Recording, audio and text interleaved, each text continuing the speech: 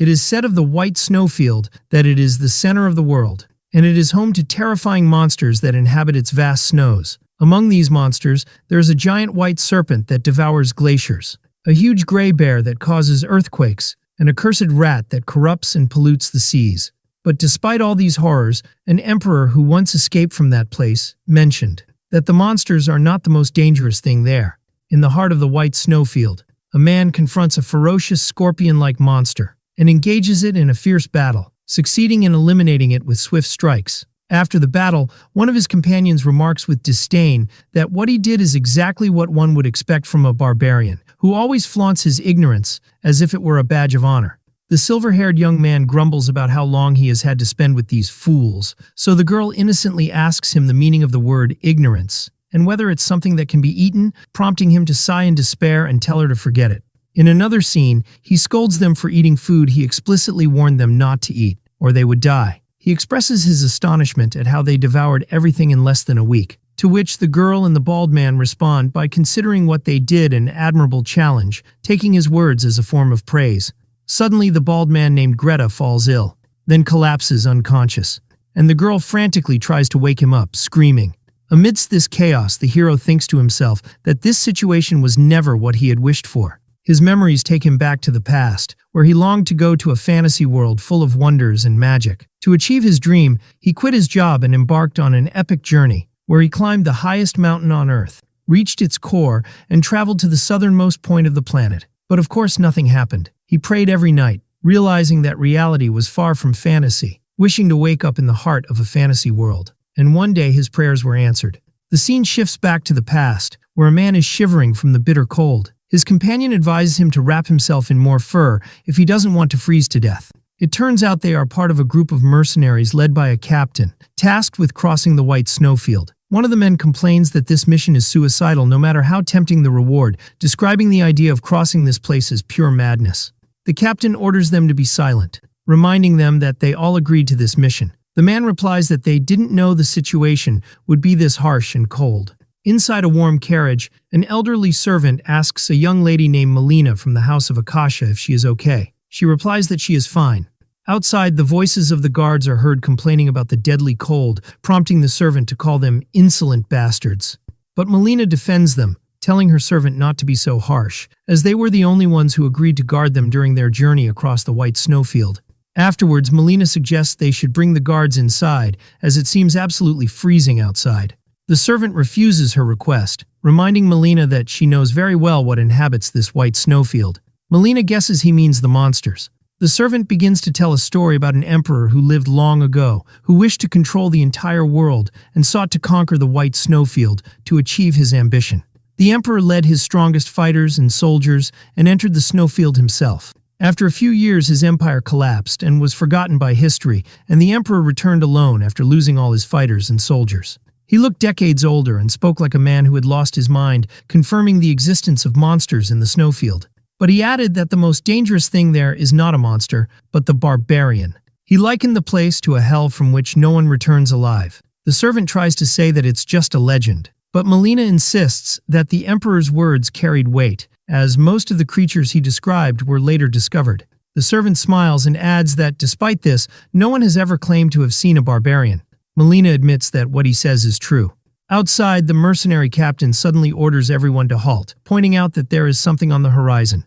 They cannot see the figure clearly in the distant horizon amidst the falling snow. The captain tells them the good news is that the newcomer is small, but the bad news is that it is heading straight for them. Everyone is shocked and expectant. As the figure approaches, they realize it is a human. But the real shock comes when they recognize him as a barbarian, striking terror into the hearts of the mercenaries. The barbarian approaches and speaks to them, explaining that he couldn't stand the sight of the other barbarians and went out for a walk. He introduces himself as Ketal from the Achin tribe, expressing his surprise at the presence of strangers in the snowfield and considering it a stroke of luck. Ketal guesses they are a group of mercenaries protecting a merchant caravan and suggests they turn back, though he doubts they will. He then asks if their employer is in the nearby carriage. Afterwards, he surprises them with a smile, saying he would like to be hired too. The mercenaries are stunned and ask in confusion what he means. Ketal clarifies his offer. He will help them cross the snowfield. The mercenaries are suspicious, wondering why a legendary barbarian would ask for work, if that's all he wants, and one wonders if this means he isn't hostile. Catal responds to their unspoken doubts, saying that if he were hostile, they would all be dead by now. One of the mercenaries hesitantly asks his captain for his decision. Inside the carriage, the servant and Melina overhear the conversation. The captain tells Melina that the barbarian is asking to be hired as a mercenary, then asks for her decision. When the servant asks the mercenary captain for his opinion on the outcome of a fight, should one occur, the captain strongly advises against it. Upon hearing this, Melina makes her decision and tells the captain to inform the barbarian that they accept his offer. The captain affirms his respect for her decision and goes to inform the barbarian of their agreement. Catal expresses his pleasure at hearing the great news. Suddenly, Catal heads directly for the carriage, to the captain's surprise and horror. Catal tells him there is no need to be afraid. They are just employees, and he needs to speak with the employer directly. The captain warns him that he will not hesitate to deal with him if he tries anything suspicious. Catal remains silent, while one of the mercenaries anxiously asks the captain if it's really right to let him meet her. Another mercenary wonders why they don't try to stop him as guards, to which his companion scoffs that the idea of stopping him is a ridiculous joke. Inside, the servant panics as Melina prepares to go out, but she asks him to remain calm. Catal's voice is heard from outside, asking if he can come in, which shocks Melina. After composing herself, she grants him entry. Inside the carriage, Catal tells the servant he hopes he has calmed down, assuring him he has no intention of harming them. It runs through Melina's mind that the legendary barbarian is standing right in front of her. She greets him nervously, and Catal calmly returns the greeting. Catal comments on the warmth of the carriage, noting that it's difficult to maintain this level of warmth in a snowfield. Melina explains that the warmth comes from magic, and Catal seems satisfied as if he had expected that from this world. Catal gets to the point, explaining that the place is dangerous, and their chances of survival with the current mercenaries are very slim, so he will take over their protection. But he adds that he has one condition, so Melina asks him what he wants. Catal reveals his condition, knowledge from outside the snowfield, specifically the information she possesses. Melina inquires about his request, and Catal assures her she will lose nothing. Melina realizes she has no other choice and agrees. Catal is pleased with her agreement and asks for her name. She introduces herself as Melina from the House of Akasha. He in turn introduces himself as Catal, expressing his pleasure in working with her.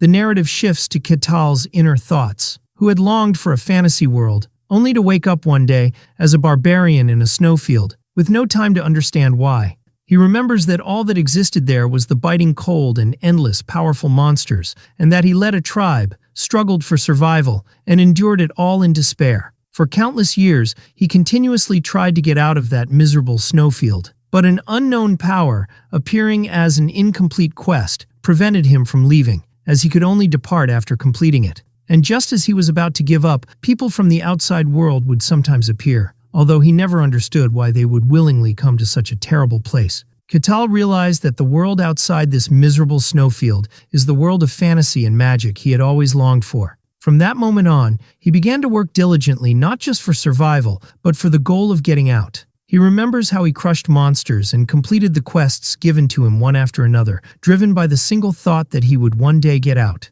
Since he cannot leave this place, the information he gets from outsiders is extremely precious to him. But most of the humans he had met so far either panicked and tried to fight him or went mad.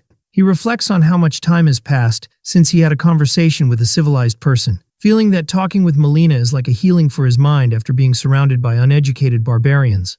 The scene returns to the present, where Catal deduces that they are transporting weapons. Melina asks him in surprise how he knew that. He explains that he can hear the sound of sharp weapons from the carriages, making it obvious, and then asks her if there is a war going on outside. Melina confirms that the Empire and the Kingdom are currently at war, to which Catal comments that the outside world isn't entirely peaceful either.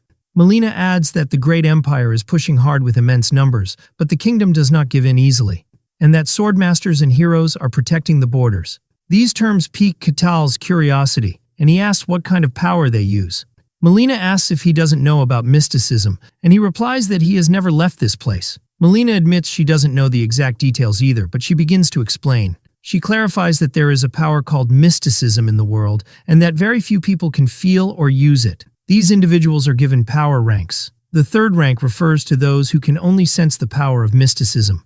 The second rank includes those who can actually use this power, and the first rank are those who can manifest the power in the form of mana or aura, with knights, mages, and element users typically belonging to this rank. She explains that beyond that, the ranks become meaningless, because their holders are beings beyond human comprehension. She describes the transcendent rank, people who can control and freely use mysticism, capable of splitting the heavens and the earth, and the Swordmaster belongs to this rank. Finally, there is the hero, who is described as a mythical being that goes beyond controlling mysticism to influence the world itself. Melina concludes her explanation by noting that even a third-rank holder is considered a powerful person in a small region. After hearing all this, Catal declares that he would like to meet them, leaving Melina bewildered. Catal thinks to himself that he no longer remembers how long he has been trapped here, and he was just desperately trying to survive. All he knows is that he is in a snowfield in the middle of a fantasy world, and he cannot escape it. He desperately wants to get out of this snowfield. He corrects himself insistently, saying that he must get out. Melina resumes her talk, asking Catal if he is the Barbarian from the legends. He replies that one could say so, and he deduces from her expression that she is aware of his existence. She confirms there is a legend about him, which surprises Catal to hear. Catal laughs as he realizes the madman he met before must have been the Emperor from the legend. He then assures Melina that her legend is likely true, as such a person did come here a long time ago. Catal changes the subject, wondering why they are transporting such a large quantity of weapons through this particularly dangerous snowfield. When Catal asks her the reason for her journey, Melina replies that they need a lot of money. She explains that her family, who has been in trade for generations, has accumulated massive debts due to the schemes of envious rivals, and that this journey is to prevent their family's collapse. Catal cleverly deduces that her plan to pay off the debts is to sell weapons to the kingdom, which is at war with the Empire, surprising Melina with his ability to know that. Catal explains his reasoning, saying she previously mentioned that the Empire attacks with huge numbers, meaning it doesn't lack weapons, and therefore it is the kingdom that needs them. And when supply is low and demand is high, prices rise. He concludes that although he doesn't know the value of things outside, the profit must be worth the risk of crossing the snowfield. He also deduces that since they are taking this dangerous route, there must be no other way to reach the kingdom, suggesting their territory's borders touch the Empire's. Melina confirms that his deduction is correct. Melina is stunned by his shrewdness, thinking that this is impossible, as she had heard the legendary Barbarian was a savage ignoramus, and she wonders about his true identity. Suddenly the carriage shakes violently, and the servant cries out in surprise. Catal calmly announces that they have uninvited guests. Outside, a huge, deformed monster appears before the mercenaries, and they recognize it as a black slime. Catal asks if that is its name, and Melina confirms it, adding that it is a monster recorded in the archives. She adds that many powerful adventurers have challenged the snowfield over the years, and though few returned alive, they left records of the creatures they encountered, and the black slime appears in most of these records. She then asks Catal if he knows it too. Catal nonchalantly replies that of course he knows it. They are rubbery things that are okay for a snack, describing them as a decent meal. Melina is horrified and asks him in disbelief if he eats them. He asks if she wants to try one and suggests they hunt some, but she refuses in a panic. The black slime prepares to attack, and everyone looks to Catal for help.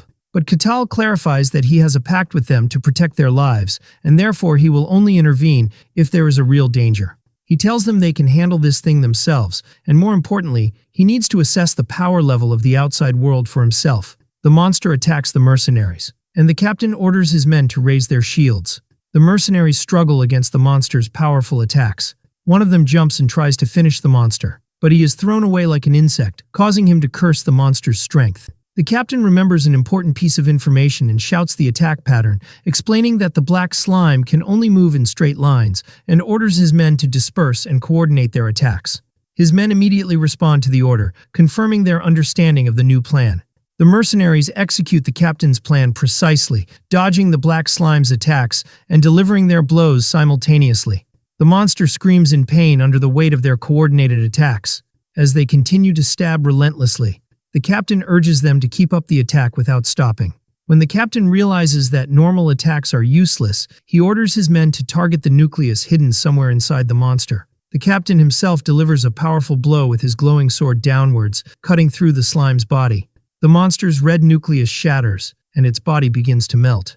The mercenaries celebrate their victory, panting, and express their disbelief that they actually succeeded in defeating it. But their celebration is short-lived, as another monster, a giant white wolf, suddenly appears. The mercenaries immediately engage the new threats, with one shouting for them to aim for the neck. Then one of them pounces directly on the wolf. After the battle, one of the mercenaries comments with some arrogance that the white snowfield isn't that dangerous, and that the rumors were probably exaggerated. But the captain warns him not to be complacent, reminding them that they are not even halfway through. The conversation shifts to Catal, with one mercenary wondering if the barbarian is truly strong, pointing out that he is just part of the Emperor's legend and hasn't fought yet. Another adds that Catal, supposedly at the bottom of the food chain here, is relying on them for protection, and suggests they should check his strength. Inside the carriage, silence reigns between Melina and Catal. A mercenary approaches the carriage and asks to speak with Melina. He reminds her that they are mercenaries risking their lives to carry out this mission under their contract with her. Melina expresses her deep gratitude for them accepting this dangerous mission that everyone else fled from just by hearing its details, and that without them, she wouldn't have even been able to try. But the mercenary clarifies that there is one thing bothering him. The barbarian hasn't fought even once. They tell her they wish to confirm if the barbarian truly deserves the special treatment he is receiving. The captain claims he tried to stop them, but they didn't listen. Catal, who was listening, intervenes, saying he doesn't mind testing his strength, but not now. He explains that they have other visitors who came before them. A new ominous voice echoes, expressing its delight at the arrival of weak humans and describing them as a delicacy. Everyone is shocked at the appearance of this new threat. A huge, terrifying white serpent appears, telling them to scream and suffer as they please, as it will add flavor to its meal. The serpent's overwhelming presence causes Melina and the mercenaries to scream in pain. Catal steps forward and orders the serpent to stop, declaring that these are his guests, and commands it to go back. The serpent asks Catal why he is there, reminding him of the snowfield's rules that prohibit leaving the tribe's territory. Catal replies that it's none of its business, which angers the serpent, telling him not to be ridiculous. The serpent announces its identity as a serpent, wondering how a barbarian dares to give orders to it, the one promised immortality. Catal sarcastically replies that it then needs to be disciplined, and launches himself at it in a fierce attack. The clash results in a massive explosion of energy, creating a powerful shockwave. Melina screams from the intensity of the blast and its impact. Catal stands over the defeated serpent, saying it's the type that only listens after getting a good beating. Melina watches the scene in awe, and Catal reassures her that he will finish it quickly. Catal unleashes a final devastating attack, annihilating the serpent in a flash of brilliant light. After what happened, the mercenaries who had doubted Catal's power beg for forgiveness, to which he replies that it's okay because he understands it's not easy to trust a stranger. Catal tells Melina he has a question. He notes that, from her clothes and way of speaking, she doesn't seem like just a simple representative of her family, and asks her why she personally undertook this dangerous journey. After some hesitation, Melina reveals she is the first daughter of Velika, a concubine or second wife to Lord Kasakakasha. She explains that her mother, who came for a political marriage, was used and abandoned, a miserable mother with no real power. Melina confesses that she and her mother are considered family in name only, but in reality they are treated like servants, then regrets revealing so much. She confirms that she volunteered for this dangerous journey, adding that someone had to set an example. Catal tells her he understands, describing her as very smart, greedy, and highly ambitious. Suddenly, the exit of the snowfield appears before them. The mercenaries are surprised by the scene before them, seeing green grass, heralding the end of their journey in the snow. Melina thanks Catal, and he tells her they can return through the Empire, as it will be easy after selling the weapons. Melina asks him what he meant by describing her as smart and ambitious. Catal confirms that his words meant exactly what he said. He begins to explain his deduction, saying that her once highly respected family is now in great turmoil due to a lack of funds. He adds that although she is the daughter of a concubine, if she personally takes action and carves a path to salvation, while the family is on the verge of collapse. He asks, in that case, who will the people trust and follow? He concludes that her true goal is to seize real power in the family. He then asks if he is mistaken, and Melina admits his answer is perfect. Catal comments that it's a common story for a concubine's child to take on a dangerous challenge to inherit the family. Melina thinks to herself that this barbarian is intelligent, not like the half-baked intellectuals she has met, and imagines what it would be like if his power, which defeated the white serpent without a scratch, became hers.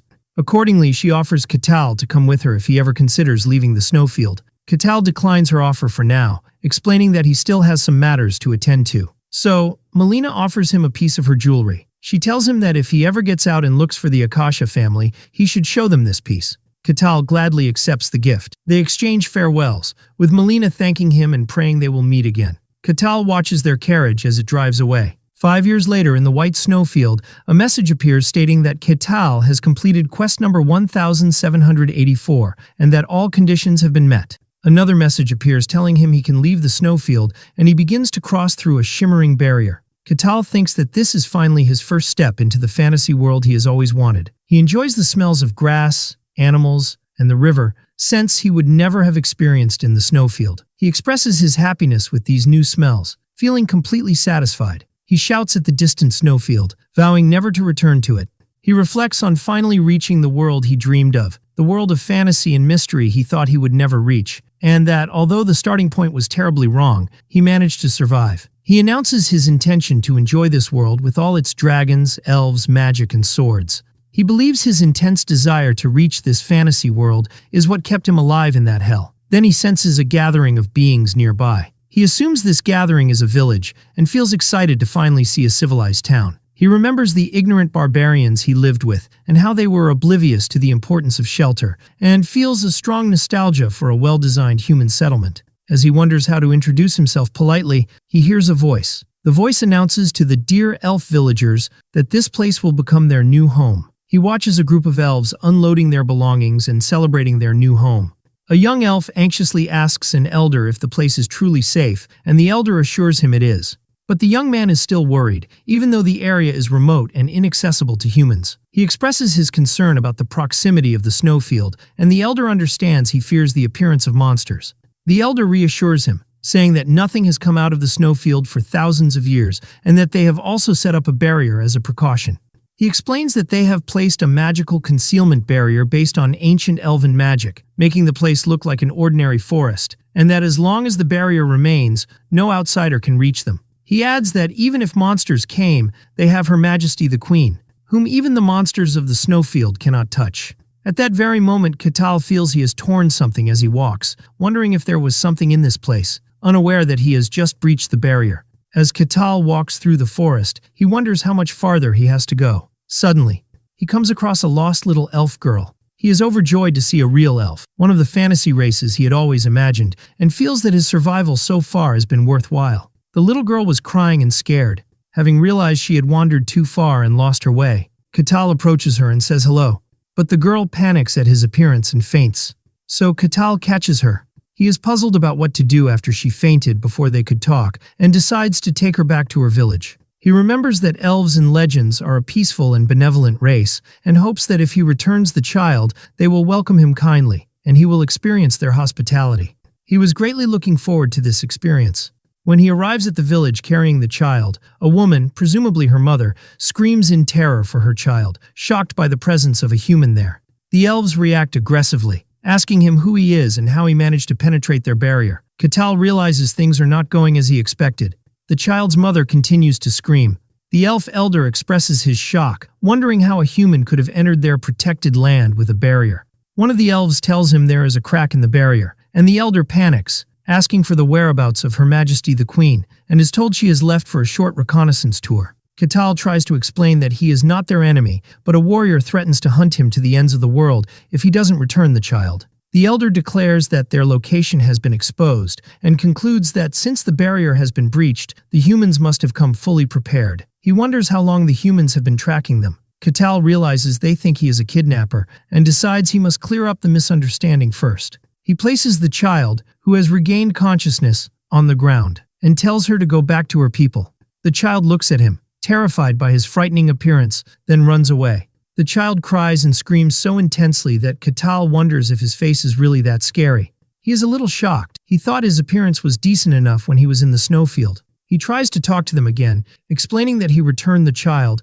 and is not an enemy. But the elder shouts that the hostage has been released and orders everyone to attack, and the elves aim their arrows at him. They shoot their arrows, and Katal wonders if they are even listening to him. Katal reflects on the situation. In legends, elves are a kind, nature-loving, and peaceful race, but the real elves he has met are violent and savage. He concludes that elves, in the end, are a race that lives in nature, which means their way of life might be more brutal than he had imagined. He concludes that nature is a world of survival of the fittest, far from peaceful, and in that sense, the elves' brutality can be understood. As arrows rain down on him and bounce off his body harmlessly, he calmly accepts that this is reality. The elves are shocked, and the elder wonders what kind of magical tool Catal is using, ordering the archers to continue the attack, assuming he has his limits. Catal decides to calm them down and unleashes a massive wave of purple energy. The explosion creates a powerful shockwave, sending the elves flying through the air. The elder stands in a daze, wondering what just happened. Catal, standing in the crater created by the blast, repeats that he is not their enemy. He thinks to himself that he might have misjudged his strength a little. At that moment, Catal is attacked by another arrow surrounded by a phoenix-like fiery aura, and the attack causes a powerful fiery explosion. It was the elf queen, Markria Hashian Karusia, who launched the attack and asks what is going on. The elder informs her that a human has attacked them. The queen concludes that what she feared has happened and that this place is no longer safe. Catal tries to speak with her, hoping she will listen to his story. The elder is stunned that Catal is still standing after taking a direct hit from Her Majesty. The queen asks Catal if he is another powerful enemy who has come to harm them. She declares that humans are despicable creatures and introduces herself as the Queen of the Leaf Tribe. She aims a glowing arrow at him, vowing that he will pay dearly for daring to covet them. Catal feels frustrated, wondering why they can't even talk even though they speak the same language, and whether she is intentionally ignoring him or if the relations between humans and elves are just that bad. He decides that using force is unavoidable, remembering the lesson he learned in the snowfield. If they don't listen, beat them until they do. The queen releases her magical arrow. The arrow transforms into a massive spectral dragon head and heads towards Catal. Catal prepares for a counterattack, gathering energy in his fist. He punches the spectral dragon with his fist, creating a massive explosion. The queen is shocked by the result. Catal looks at his fist and comments with regret, suggesting he might have overused his power, and the queen is thrown backward. The queen falls to the ground, defeated. Catal thinks that perhaps he should have controlled his power more. The queen realizes from this brief clash that her opponent is strong, at least at a transcendent level, and wonders why someone so powerful is here. The elf queen recognizes Catal's power and orders her people to leave the area immediately for their safety. The elves withdraw on her command. The queen tells Catal that she acknowledges his strength, but assures him he will never achieve his goal. Catal thinks to himself that the situation has turned into a complete disaster when all he wanted was to talk to them. The queen begins to chant a powerful spell, summoning a horned being that carries the purest flame. She summons a great spirit in the form of a flaming bull, named Vigo. Excitement fills Catal, who thinks that the creatures in the snowfield were terrifying and strange, but this is a real summoning. He remembers that although some creatures in the snowfield had a fantasy-like appearance, most were hideous. But this creature before him, a bull with flaming horns, is completely different. He thinks excitedly that this is a true spirit and this is true fantasy. The queen orders Vigo to eliminate the enemy, but the high-level fire spirit mutters that summoning contracts are nothing but a nuisance and a hassle. The queen orders him to be silent. She thinks to herself that powerful spirits are usually old and arrogant, and that she would not have succeeded in making this contract without the help of another tribe, and she never expected to have to summon him in this way. She again orders Vigo to fulfill his contract. Vigo asks if the contract requires killing the human before him, but he suddenly hesitates when he notices something strange about Catal. He looks at Catal's intimidating aura and wonders if he is truly human. Meanwhile, Catal is still in a daze from the splendor of the fantasy scene, before realizing with disappointment that the human to be killed is himself. Vigo scoffs at the audacity of a human to covet a race of nature and decides he will burn him to ashes.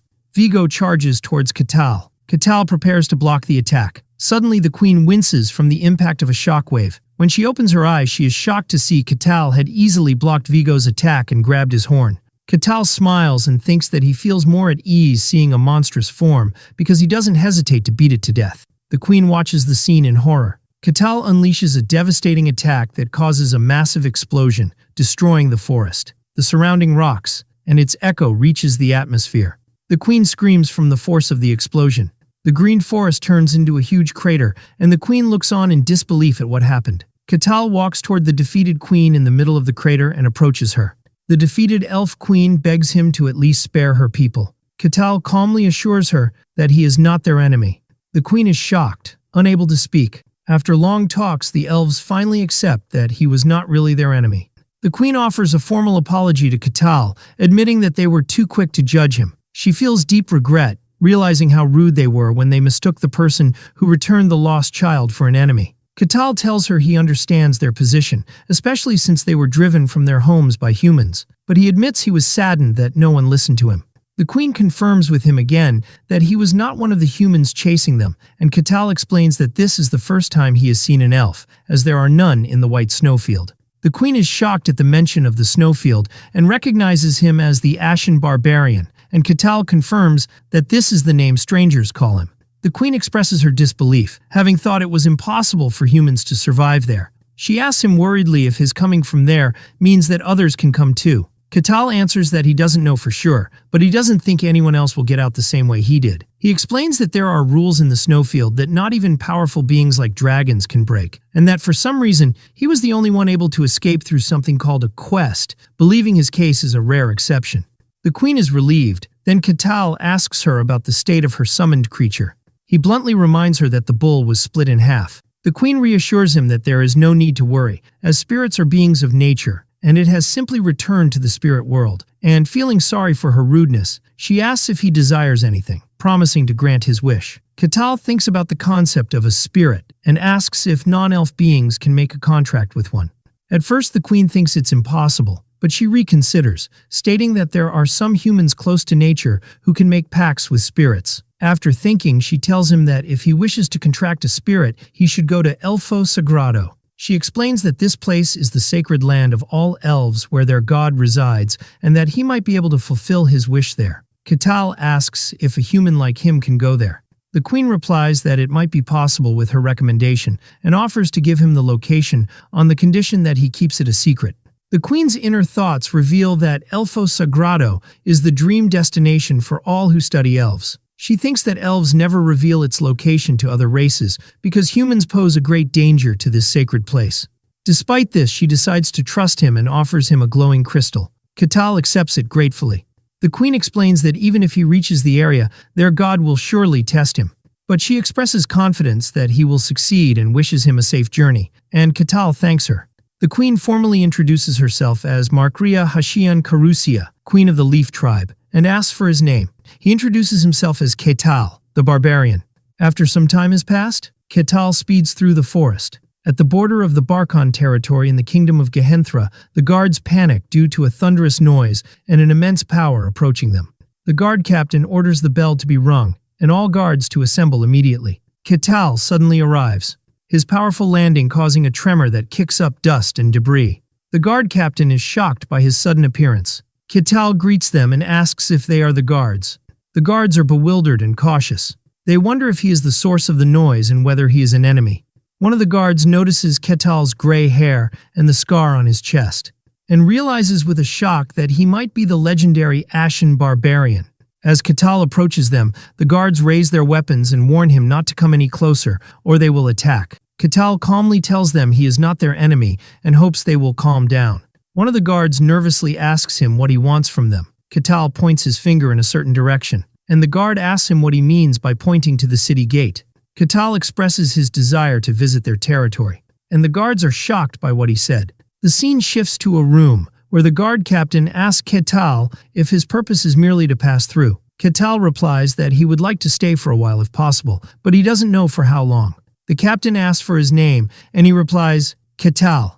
When the captain asks for any proof of identity or someone who can confirm his identity, Ketal says he has nothing of the sort. Ketal remembers the crest Melina gave him, recalling her words to show it to the Akasha family if he ever got out of the snowfield. He presents the crest and asks if this is sufficient. Ketal explains that it is the crest of the Akasha family, and he received it from a descendant of that lineage. The captain recognized the name as the Merchant family from the kingdom of Dinian. The captain recalls hearing about a merchant family that came to the snowfield a few years ago and notes that the Akasha family's influence has grown rapidly recently after a change in the family head. Ketal asks again if the crest is enough to confirm his identity. The captain says it doesn't look fake, but it's hard to confirm since it's not from their kingdom.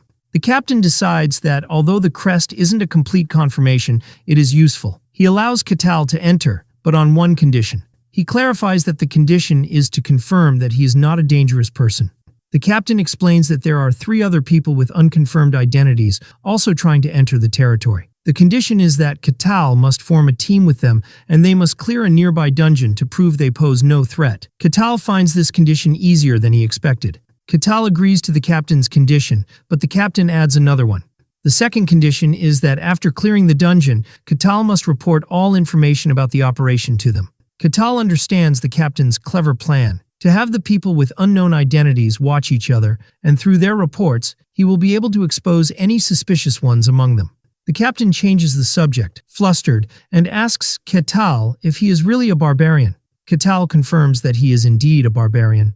The captain expresses his surprise, admitting he has never seen a barbarian like him before and had thought they were just an ignorant race, then ends the conversation and tells him to set off. The scene shifts to a waiting room, where a man named Alessandro Tyrannus, a supposed holy knight, complains about having to enter a dungeon with a scoundrel who takes advantage of people.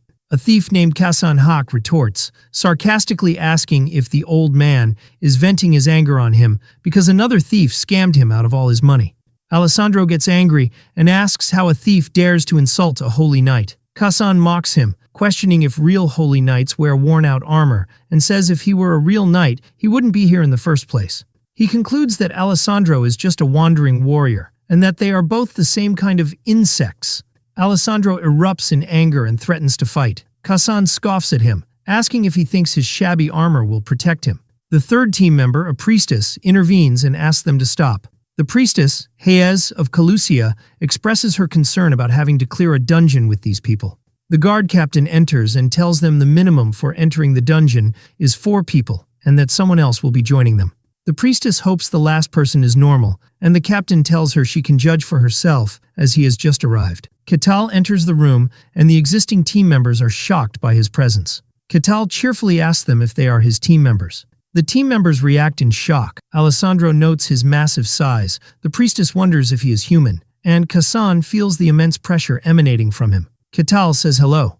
The guard captain tells them they can introduce themselves while he steps out for a moment. Katal begins by introducing himself, saying he is Katal, a barbarian. He then asks the thief for his name, who hesitantly introduces himself as Kasan Hak. He moves on to the Holy Knight, who introduces himself as Alessandro Tyrannus, and Katal asks him if he uses holy power.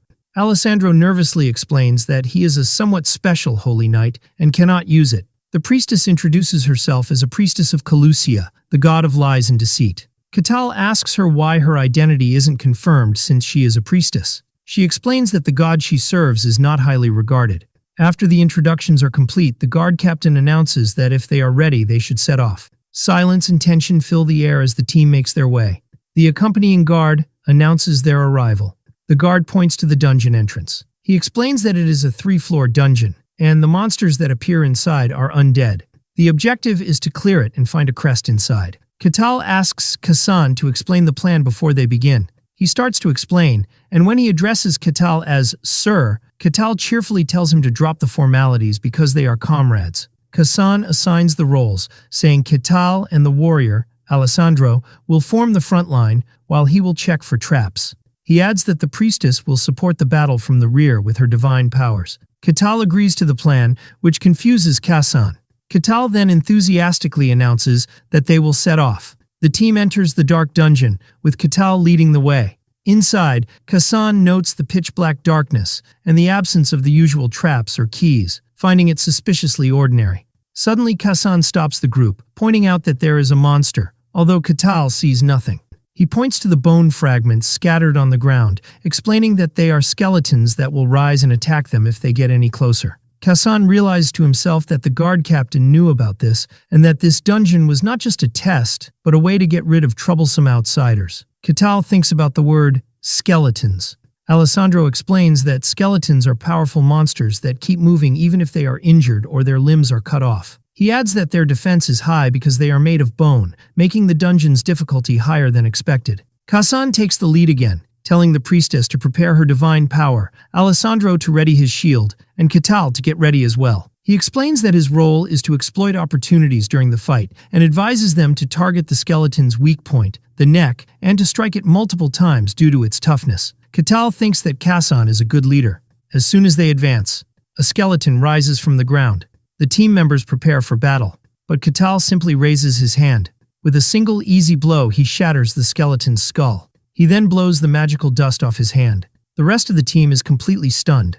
Katal comments to Kassan that he was right. The skeletons don't move after their heads are crushed. Kassan laughs nervously and explains that's not what he meant. Smashing a skeleton's bones with a single blow is nearly impossible, even for skilled swordsmen, unless they can use aura, which means Katal's strength is beyond comprehension. Kassan continues his thoughts, explaining that the only way to defeat a skeleton enhanced by dungeon magic is to repeatedly attack its neck to sever the neck bone, much like felling a tree. He concludes that what Katal did, shattering the skeleton's head and turning it to powder with a single blow, is logically impossible. He admits to himself that he knew Katal was strong from the first moment, but he never imagined he was this strong.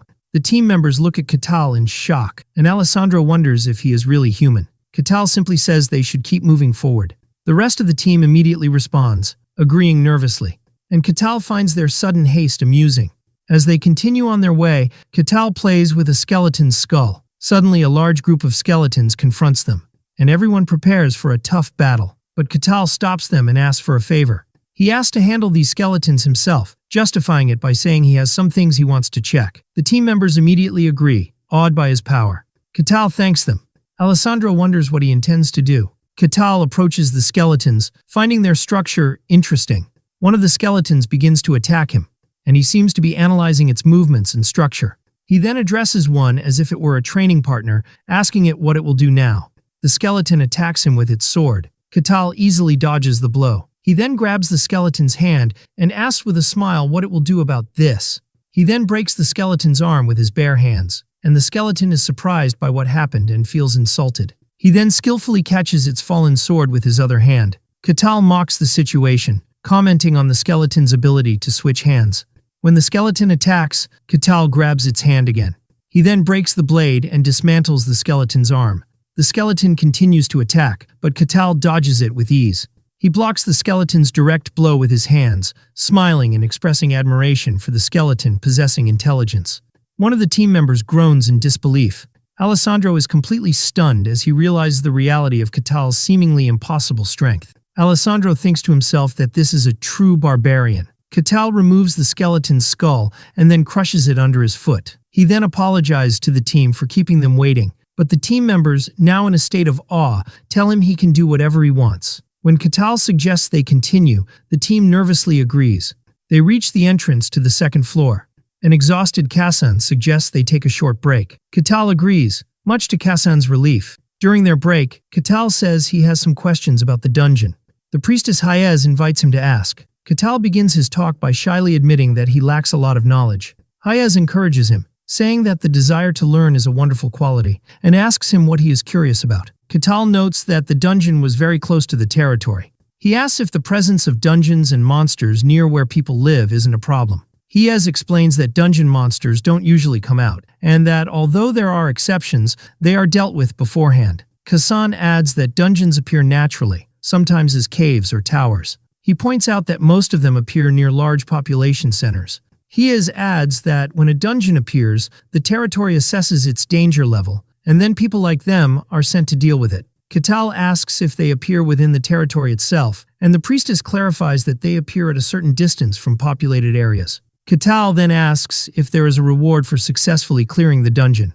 Hayez confirms this, explaining that there is usually a boss on the top floor, and defeating it grants various rewards, and that the rewards in a dungeon of this level would be very good. Katal smiles and thinks that it's like a game, and when Hayez asks him, he claims he was talking to himself. He asks one last question: who makes these dungeons? The team is taken aback by the question, and Hayez answers that they appear naturally and no one makes them. Katal finds this strange, pointing out that they appear near population centers, as if they were made to be explored. He continues his analysis, saying that they appear near where people live and lure them with rewards. He concludes that it seems too artificial to be a natural phenomenon. Hayez is astonished, realizing the truth in his words. She admits that she never thought about it before because it seemed self-evident. Kassan thinks to himself that he never questioned it because it was an accepted principle in fact, and wonders how this barbarian could question such a truth. He concludes his thoughts by stating that barbarians are an ignorant and savage race, cruel and merciless beings, and that this fact has not changed. Kassan continues to think to himself, wondering if this barbarian is really normal. Katal gets the team's attention, asking them if they have rested enough. The team members nervously confirm that they have. Katal cheerfully tells them they should set off again. The team ventures deeper into the dungeon. They encounter something, and Katal asks about it. Kassan explains that it's a treasure chest, one of the labyrinth's rewards, and tells Katal he can have it if he can open it. He adds that opening a chest of this level requires a skilled thief with a proven ability in lockpicking. Kassan laments that a thief with such skill wouldn't need to enter a dungeon in the first place, suggesting they should abandon it. But Katal simply tells Kassan to open it. Kassan is shocked. Katal points out that this is a treasure chest and Kassan is a thief. Katal enthusiastically explains that opening treasure chests is the essence of a thief's work, and that he is excited to see a thief's skills for himself. Kassan thinks that Katal is not wrong, but there's a problem. If he could do it, he wouldn't be here in the first place. His internal struggle reveals his lack of self-confidence. He is just a minor thief, not even recognized by the Thieves' Guild, and he doesn't actually possess lock-picking skills. He can't tell Katal the truth, fearing that the anticipation in his eyes will turn to disappointment. Katal intervenes when he sees his hesitation, asking if he is incapable of even doing this, calling him useless. Driven by fear, Kassan agrees to try. As he works, he feels Katal's piercing gaze from behind him, thinking in terror that he won't survive if he fails. He desperately tries to remember the skills he saw another thief use when he was working as his porter. He puts his life on the line and focuses with all his might. Katal looks at him, puzzled by this intense effort.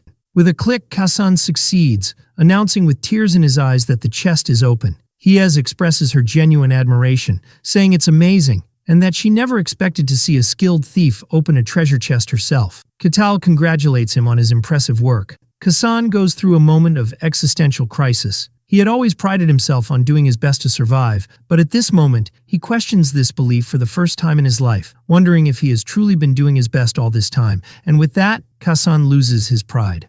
Katal asks about the value of the treasure, and Kassan estimates it's enough for an average family to live comfortably for about a month. Katal asks Kassan to organize the rewards.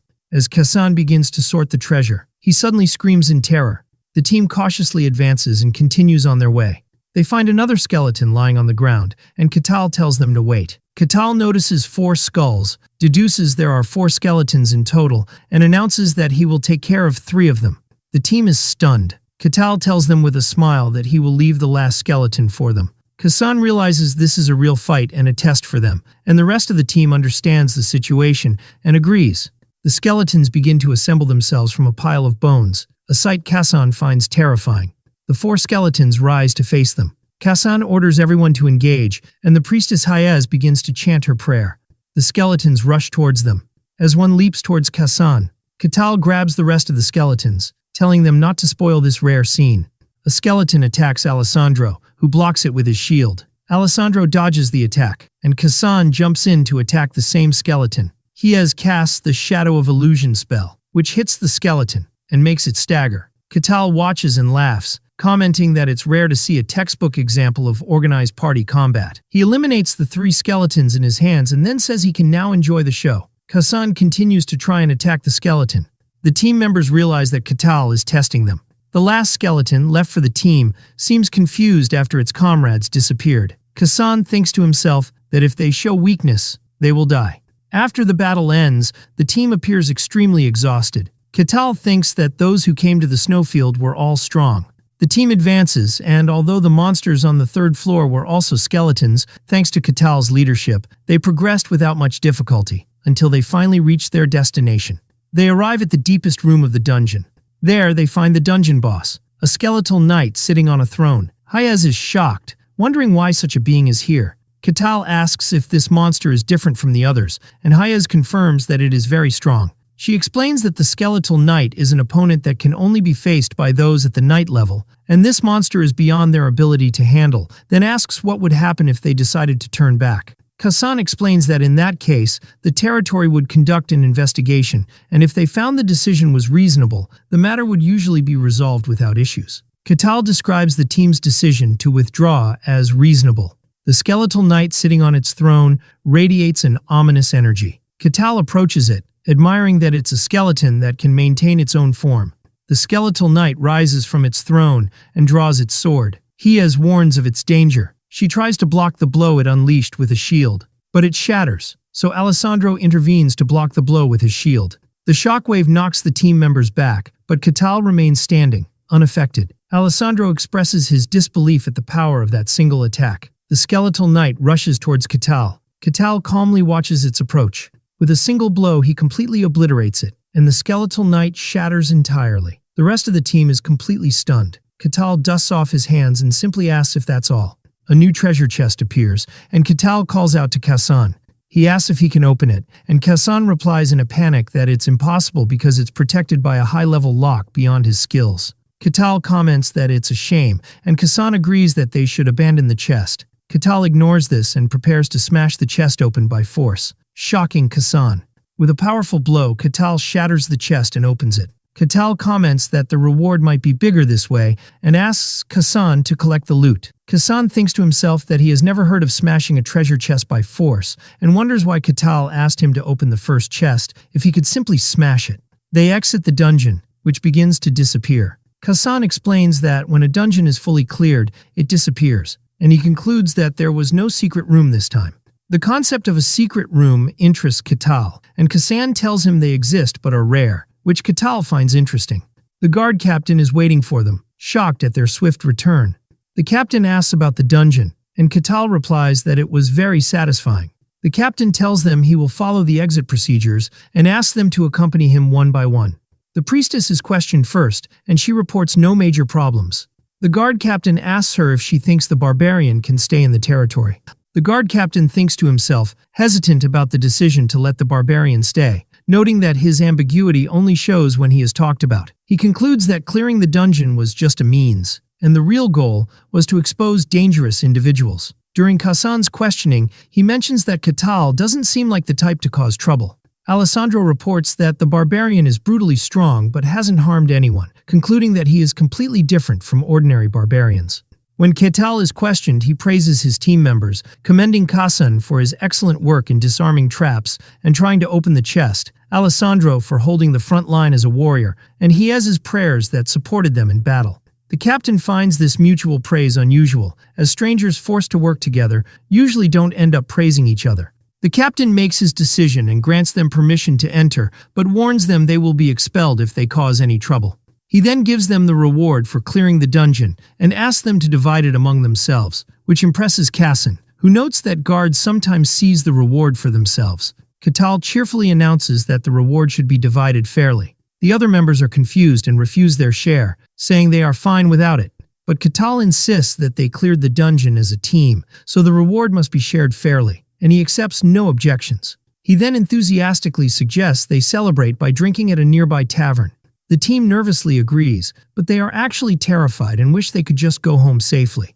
As the team enters the territory, the captain thinks about the report he will file, focusing on the fact that a barbarian eliminated a skeletal knight in a single blow. He concludes that Catal is no ordinary barbarian, but brutally strong, at least at the knight level, and that he is an anomalous and legendary being. The captain orders one of his subordinates to guard the gate while he goes to report to the Lord. The captain enters the throne room to deliver his report. The Lord of the Barcan territory, Luke Barcan, asks him about the matter. The captain informs him of the appearance of a barbarian in the territory. When the Lord asks if he granted him permission to enter, the captain confirms, explaining that he saw no major problem with him. The Lord asks what the problem is then. The captain explains that the problem is that the barbarian is so strong he might pose a problem. The Lord asks how strong he is. The captain tells him he eliminated a skeletal knight in a single blow. The Lord repeats this information, noting that defeating such a monster requires at least the strength of a knight. He reflects on the nature of barbarians as simple, uneducated beings who solve everything with brute force. He concludes that Catal is at least first rank, and the captain confirms this is the most likely scenario, without ruling out the possibility of him being even stronger. The Lord considers that the presence of a warrior this powerful, a barbarian who believes might is right, will cause a headache. He orders him to be summoned. He explains that the mere presence of someone so powerful wandering the territory is a risk in itself, and that he would rather see him for himself despite the potential danger. When the captain expresses concern for the Lord's safety, the latter reassures him that he has his own knight. A huge armored knight appears behind the throne, shocking the captain. Lord Barcan asks his knight for his opinion. The knight confidently replies that although Katal may be strong, he is still just an ignorant barbarian and would be no match for his swordsmanship skills, which he learned directly from a great swordmaster. The Lord decides he will speak with the barbarian himself and orders him to be summoned. Meanwhile, Katal is celebrating with his team in a tavern. The rest of the team looks completely exhausted by Katal's massive appetite for food and drink. Katal comments that the food is delicious and the place is quiet, and tells them to eat whatever they like on his tab. He turns to Alessandro and verifies that he is a paladin. He then asks him what kind of holy power he uses, because he didn't see him use any in the dungeon. Alessandro nervously explains that he is still in the training phase and his divine power has not yet awakened. Katal comments that this is a pity, and then asks the priestess Hayez if there is a temple for her god, Calusia, nearby. Hayez replies that she doesn't think so, because her god is not widely welcomed. It is explained that Calusia is the god of lies and deceit, an outcast and rejected deity by the general populace. Hayez asks Katal how strong he really is. Katal replies that he is unsure of his rank because he has only recently left the snowfield, and in turn asks them about the strength of the skeletal knight. Hayez explains that to face a skeletal knight, one must be at least second rank, and to defeat it in a single blow as Katal did, one must be first rank. Katal concludes that his power level is considered second rank. At that moment, the panicked tavern owner interrupts them, announcing that the tavern is about to close, terrified by the barbarian's presence. Katal apologizes and asks everyone to leave. When he asks them if they have other plans, they all assert in a panic that they are very busy. Katal expresses his regret and bids them farewell, hoping to see them again. But their collective thought is that they never want to see him again. Later, Katal is resting in a bed at an inn. He is grateful that he could afford the inn thanks to the dungeon rewards. He considers this place a paradise compared to the snowfield. He thinks about his long journey to reach civilization and his desire to explore more. He decides he wants to go on an adventure and considers destinations like the Elf Sanctuary, the Tower of Magic, and the Royal Capital. He is awakened by a violent knock on the door. The guard captain is at the door and apologizes for waking him. The captain informs him that the Lord wants to see him personally. Katal is interested that the master of this land wants to meet him. He cheerfully agrees. As he gets dressed, the captain is puzzled by his easy agreement, wondering if he has come to the right place. As Katal walks through the territory, which he had only seen at night before, he finds the daytime scene absolutely wonderful. He thinks happily that if this is the kind of lucky fantasy he's going to have, he welcomes it any time. The accompanying guard is bewildered and decides he should distract Katal as much as possible. The guard captain announces the barbarian's arrival to the Lord, who orders him to be brought in. Katal enters the throne room. Lord Luke Barkin, the master of the Barkin territory in the kingdom of Gehenthra, welcomes him. They shake hands and Katal expresses his pleasure at meeting the rightful lord of the territory. He introduces himself as Katal the Barbarian. The guard is shocked to see a barbarian bowing his head. The Lord thinks that barbarians never bow their heads because strength is everything to them, and sarcastically comments that if one lives long enough, one will see everything. The Lord comments that Katal has learned proper etiquette and invites him to sit. Katal contemplates the design of the Lord's castle. He notices the knight guarding the Lord and compares the castle to those of the medieval era. He is amazed to see a real knight, just as he had imagined as a child. But the knight was emitting a clear and strong killing intent. The knight thinks that Katal is a fool for showing such an aura in the Lord's presence, and vows that he will not leave here alive. The Lord tells Katal that the reason for his summons is simple. He wants to confirm a few things. Katal agrees and asks what the Lord wants to confirm. When the Lord asks about his origin, Katal replies that he came from the coldest place in the world, a world covered in white. He specifies that he came from the white snowfield, which shocks the Lord and his knight. The Lord realizes that Katal is truly a barbarian from the legends, a fact that is hard to accept. Katal adds that it was a horrific place, and whether the Lord accepts this fact or not is his choice. The Lord changes the subject and asks a different question about how strong Katal is. Katal rephrases the question, saying what matters is how dangerous his strength is. He answers that it's the wrong question because he doesn't know the standards outside the snowfield. The Lord suggests a way to find out his strength, a duel with one of his knights, with the promise of a handsome reward. Katal repeats the word, duel, and the Lord confirms it will not be a battle to the death. Katal smiles and says he likes the idea, feeling excited at the mere thought of dueling a knight. His thoughts reveal his immense excitement, not just to duel a knight, but a knight from a fantasy world, a being who uses mysterious power and aura. Katal thinks excitedly that he is really looking forward to this duel, considering it a chance to witness a real knight's skills up close. In contrast, Lord Barkin thinks that, despite Katal's politeness, a barbarian remains a barbarian, and his beastly nature that enjoys fighting does not change. The two combatants find themselves in a large dueling arena. The Lord announces the start of the match, expressing his hope that no blood will be shed. The knight arrogantly tells Katal to consider it an honor to witness his swordsmanship. Katal replies that he certainly hopes so. The knight is angered by Katal's calmness and vows to show him the vast difference in skill. The knight launches his attack, his sword seemingly multiplying into 3. Katal is surprised by this technique and realizes it is not just an illusion and that the 3 swords are real, and wonders if this is swordsmanship. The knight is impressed by Katal's ability to dodge his attack by a narrow margin, but sees no need to follow up. With a simple flick of Katal's finger, the sword shatters and the knight is confused, wondering what that was. Before he can realize it, Katal grabs his face. He throws him away and the knight is defeated in a single blow. The Lord is in absolute shock, realizing that a first-ranked knight has been defeated in a single blow, and marvels at Katal's overwhelming power. Katal asks if the match is over. The shocked Lord confirms it is. The Lord assesses the situation in his mind. A barbarian defeats a first-ranked knight in a single blow. His power is monstrous, at least at a supernatural level, and the depth of his power is still unknown. He concludes that a barbarian with such power could upset the balance of power in the world. He decides it is time to inform that person, one of the few people in the world who holds the title of Swordmaster. The Lord contemplates the Swordmaster's arrival, wondering if he will be interested in the matter. Suddenly, a white-haired old man appears in the Lord's room. The Lord laughs, saying that the Swordmaster's tastes are as strange as ever, and the other replies that one needs some entertainment in life. The Swordmaster, who is called Cain, asks the Lord to tell him about this interesting matter. Lord Barkin welcomes Swordmaster Cain, expressing his honor at his visit on such short notice.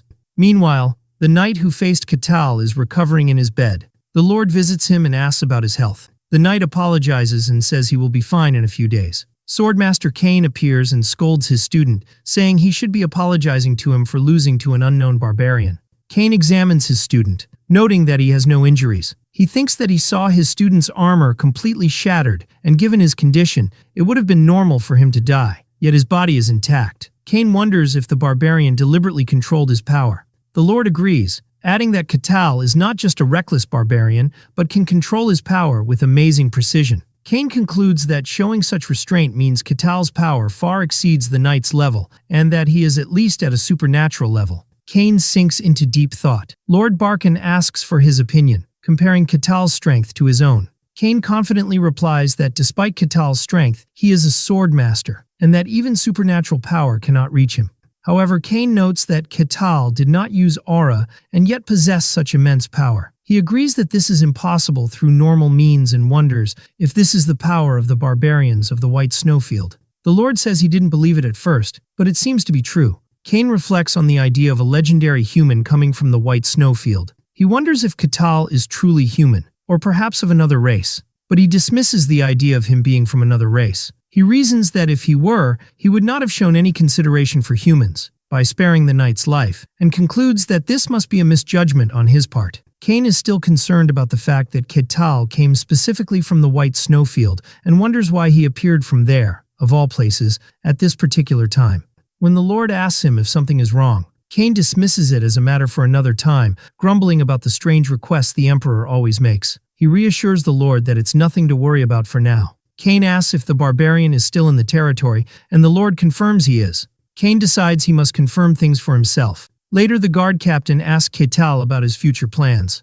The captain gives Katal his reward for the duel and informs him that the Lord will no longer interfere with his activities within the territory. Katal thinks that although his plans are not set, it would be good to have an officially recognized identity to avoid future trouble. The captain explains that there are ways to achieve this, either get a high-level sponsor or become a mercenary. He elaborates that if he builds a record of achievements as a mercenary and gets recognition from the guild, his identity can be officially recognized. The guard captain thinks that getting a sponsor is the more suitable path for someone with this barbarian strength, as low-rank mercenaries are treated as mere errand boys.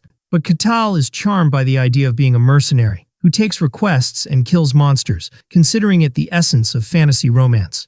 He asks where he should go to become a mercenary, and the captain tells him there is a guild hall. He eagerly asks the captain to guide him, and the bewildered captain agrees. The narrative explains that although some see mercenaries as romantic figures, they actually represent the lowest rung of society for those without official status. Even the strong ones often die in undiscovered dungeons or become scapegoats for dirty work. Upon arriving at the mercenary guild, he finds the place in chaos due to a violent brawl, with two mercenaries cursing at each other, while onlookers bet on the fight.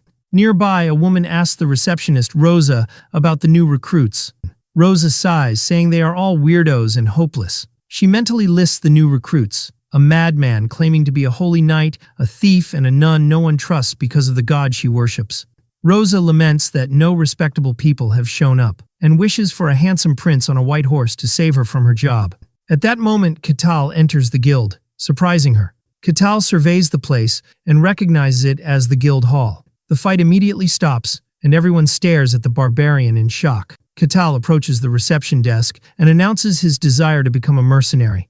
A flustered Rosa asks him his purpose for doing so. Catal explains that he has various reasons, but he heard he could get official status by working as a mercenary. Rosa confirms this, but warns him that he will need a solid track record of achievements. Catal agrees, so Rosa registers him for 5 silver coins, asking for his name and age. He gives his name as Catal but doesn't know his age, so she jots down an approximate one. After completing the registration, she gives him his mercenary tag, warning him not to lose it as it symbolizes his status. Catal accepts the tag. He immediately asks about available quests, expressing his desire to start right away. Rosa shows him the list of quests available to him. Catal is surprised to find that the list only contains F-rank quests, such as gathering herbs, cleaning basements, sewers and streets, and night watch patrols. Rosa nervously explains that as he is currently an F-rank mercenary, these are the only tasks available to him, and she is worried he might get angry because of his pride as a barbarian. As she begins to explain that he will be able to take on harder tasks after building a work record, Catal interrupts her, saying he will take one of the quests. He points to the herb gathering quest. Rosa is surprised and asks if he is sure, and Catal replies that as long as it's a job that needs to be done, there's no problem. Catal asks where to find the herbs required for his quest. The receptionist, Rosa, explains that he will need to go out of the village and shows him a picture of the required plant. Catal confirms his understanding and says he will be back soon, to which Rosa hesitantly replies. Rosa is left bewildered by his calmness and acceptance. In the forest, Catal contemplates the image of the herb and wonders if it is used for treating wounds, noting its strange appearance. He decides to begin his first mission as a mercenary. About an hour later, Catal returns to the mercenary guild. He presents a huge pile of herbs and asks if this quantity is enough. Rosa is shocked by the large amount. When she examines the herbs, she is surprised by their excellent condition, noting that most mercenaries pick them carelessly. Catal proudly declares that despite his appearance, he is quite confident in his delicate touch. Rosa thanks him for his hard work and gives him his reward, a single silver coin. Catal realizes that this amount is barely enough to buy the cheapest meal. However, he feels deeply moved, as this is the first money he has honestly earned through labor. He tells the astonished Rosa that he is very satisfied and asks if he can take another mission immediately. Rosa is confused, believing it's impossible for him to be happy with such a meager reward. Catal explains that he wants to work as much as possible, as long as the day is not yet over. Rosa wonders why he seems so happy. She comes to the conclusion that this new mercenary is also a weirdo. Time passes and Catal chooses the warehouse cleaning mission for the day. Rosa notes that this is his 3rd cleaning mission after gathering herbs, and wonders in confusion if barbarians like to clean. Hesitantly, Rosa approves his request. Catal arrives at the warehouse and announces that he has come to clean. The warehouse owner panics upon seeing a barbarian. The task of cleaning the warehouse and moving the goods was easy for him. His next task was street sweeping. Although controlling his strength was difficult at first, he completed the task without major issues. Someone was watching him from afar through a scope. The observer wonders why Catal is acting this way, as he is aware that Catal is at least supernaturally strong, a man whose power could affect an entire kingdom. The observer continues to think in confusion. This barbarian, who is supposed to solve everything with force, is doing menial jobs. What's stranger is that he's not doing them half-heartedly, but taking them seriously. While the observer is completely bewildered, Catal feels satisfaction and accomplishment from his simple work. Later, Catal receives his pay. Rosa tells him this is his reward for completing 15 missions, which is 15 silver coins. Catal thanks her and tells her he will be back the next day to start his 2nd day in civilization. Catal walks through the city, enjoying the sights of daily life. He spots a building that turns out to be a library. When he enters, the librarian panics. He asks her if she minds him reading some books, which only increases her terror. Catal begins to read quietly. The swordmaster watches him in confusion, wondering if the barbarians of the snowfield are more civilized than others. Catal discovers from a history book that the Empire has won the war. He connects this information to Melina's visit a few years ago, who was on her way to sell weapons to the kingdom that lost the war. He reads that the Empire is now a dominant power, and that the kingdom of Barkan, where he is essentially a vassal state. The book goes on to explain that the Empire has swallowed half of the human world and continues its aggressive expansion. Catal thinks about the idea of world domination. He decides that's enough of human affairs and turns to what he really wanted to study: non-human races. He picks up a book that collects information on non-humans, realizing that the fantasies written in it are existing realities in this world. Catal continues his reading, learning about MANHWA, the tunnels of the dwarves, and the richest caves in the world. He reads about the fairy village Pizarabia and the sky city of the Celestials, Lagmeria. Then he reads about Elfo Sagrado, the sacred sanctuary of all elves whose location no one knows. Catal thinks that thanks to the information he got from the elf queen, he now has what it takes to enter this sanctuary. He is surprised to read that there are other places similar to the White Snowfield. The book describes demonic realms, places that do not allow human presence and are filled with twisted and deformed beings, and mentions that there are 5 particularly vast realms. These 5 realms are the Silent Forest, the Abyss, the Deep Sea, the Bottomless Pit, and the White Snowfield. The book states that terrifying beings called the Others inhabit these realms but cannot cross over into the human world. Catal marvels at the vastness of this world, as the snowfield alone was immense. He decides that this is all he can learn here and prepares to leave. He thanks the terrified librarian, who stammers a reply. Later, Catal returns to the Mercenary Guild and asks Rosa about today's missions. Rosa hands him the quest list. Meanwhile, Swordmaster Kane, who has been observing Catal for the second day, concludes that he is truly strange and decides he must meet him personally. Later that evening, Catal walks happily, having completed another 12 missions. He thinks that the small tasks are accumulating, and at this rate, the day he is recognized as a true mercenary will come soon. Suddenly, he feels someone following him and stops. He turns to face a hooded figure, Kane. Kane is shocked that Catal noticed him. Catal asks the person who has been following him all day about their purpose. Kane thinks to himself how Catal could have possibly noticed him. He is stunned because he had concealed his presence with aura, something that even those with the sharpest senses are not supposed to notice. When Catal sees the hooded figure's silence, he assumes it's a thief and prepares to fight, which confuses Kane. Catal thinks that even in safe places there are thieves. Kane panics, thinking that Catal won't believe him if he tells him he is a swordmaster. In contrast, Catal sees this thief as an opportunity to get a good achievement for his mercenary record. Kane is bewildered by the misunderstanding. He then realizes that this situation could be a good opportunity. Since Catal is mistaking him for a thief, he can use the direct confrontation to learn about his true strength and identity.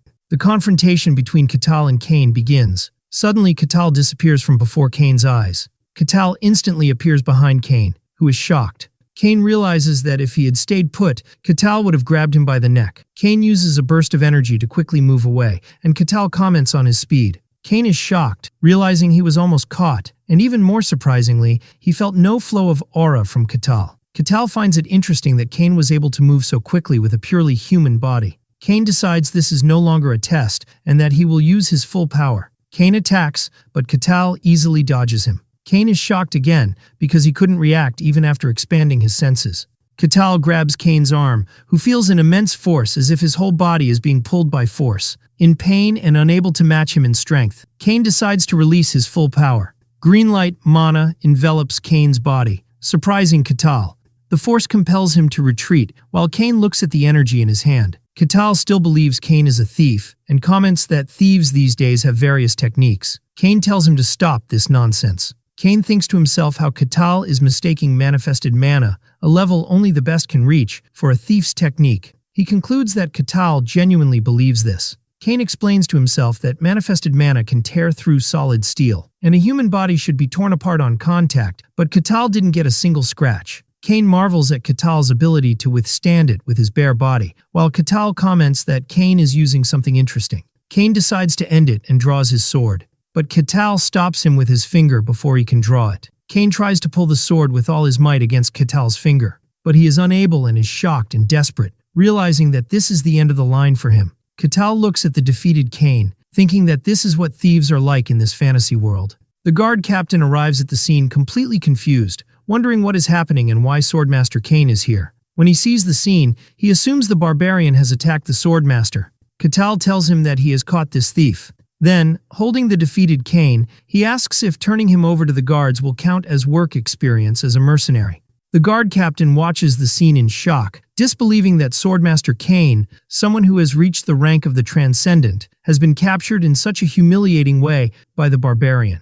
The captain tries to explain that Cain is not a thief, while Ketal assumes they are acquaintances. The guard pays his respects to Swordmaster Cain, the only swordmaster in the kingdom of Gehenthra. Ketal asks in confusion if this thief holds such a great title. He insists that Cain is a thief who attacked him for his silver coins. The captain asserts that this person is the swordmaster and that he couldn't mistake his face, to which Ketal replies by asking if he is a magician using a disguise spell. The captain replies that a high-level magician who could do such a thing would be respected just as much as a swordmaster, prompting Ketal to wonder if swordmaster is just another name for thieves. The captain once again affirms that Cain is truly the swordmaster. The captain decides he must report this matter to the Lord. The Lord is shocked, wondering if Master Cain has lost. Later, Ketal feels regretful, thinking he should have listened to the whole story. Cain also admits fault, saying the blame is on him for not saying anything, and the two sit in an atmosphere of mutual regret. The Lord thinks to himself, disbelieving that Cain was defeated by the barbarian. He concludes that this barbarian is stronger than the swordmaster. He analyzes the situation, noting that although there are different levels among the Transcendent, and Cain might be at the lowest rank among them, the defeat of a swordmaster by a barbarian is unbelievable. This means Ketal is an uncontrollable force. The Lord finds the situation exhausting and decides to step aside and let the two talk to clear up the misunderstanding between them.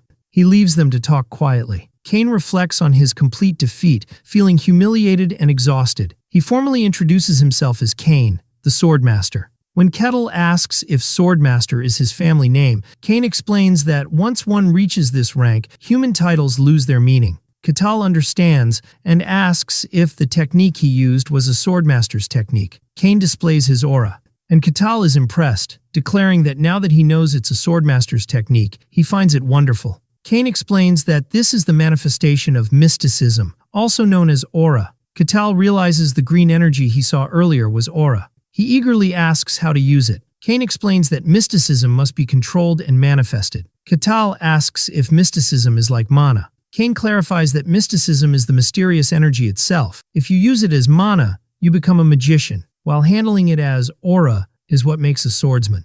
After understanding that both mages and swordsmen use mysticism, Ketal shyly admits that he still lacks knowledge and asks Cain to teach him his technique. He insistently asks Cain to teach him.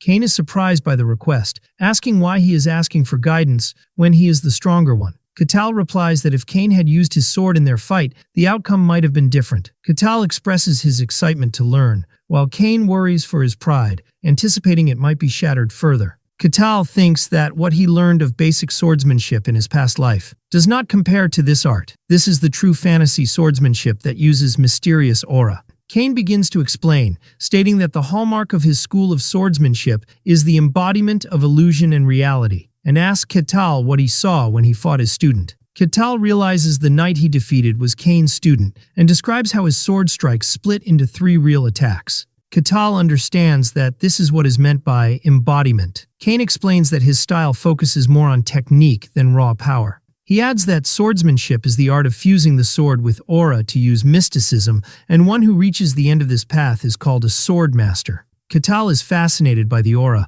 while Cain still can't believe he is teaching a barbarian. Cain decides to show him directly instead of explaining. Cain demonstrates his technique, delivering a powerful sword strike. Ketal observes that the single sword strike has split into 5 strikes. Cain explains that while many techniques use aura to create illusions, his style alone makes those illusions real. When he asks for his opinion on the skill, Ketal confidently replies that he thinks he can do it too. Cain is shocked and calls his words nonsense. Cain thinks that he dedicated his entire life to reaching this level, and that it's impossible for Ketal to imitate it just by seeing it once. Ketal says it's faster to simply show him and grabs an axe.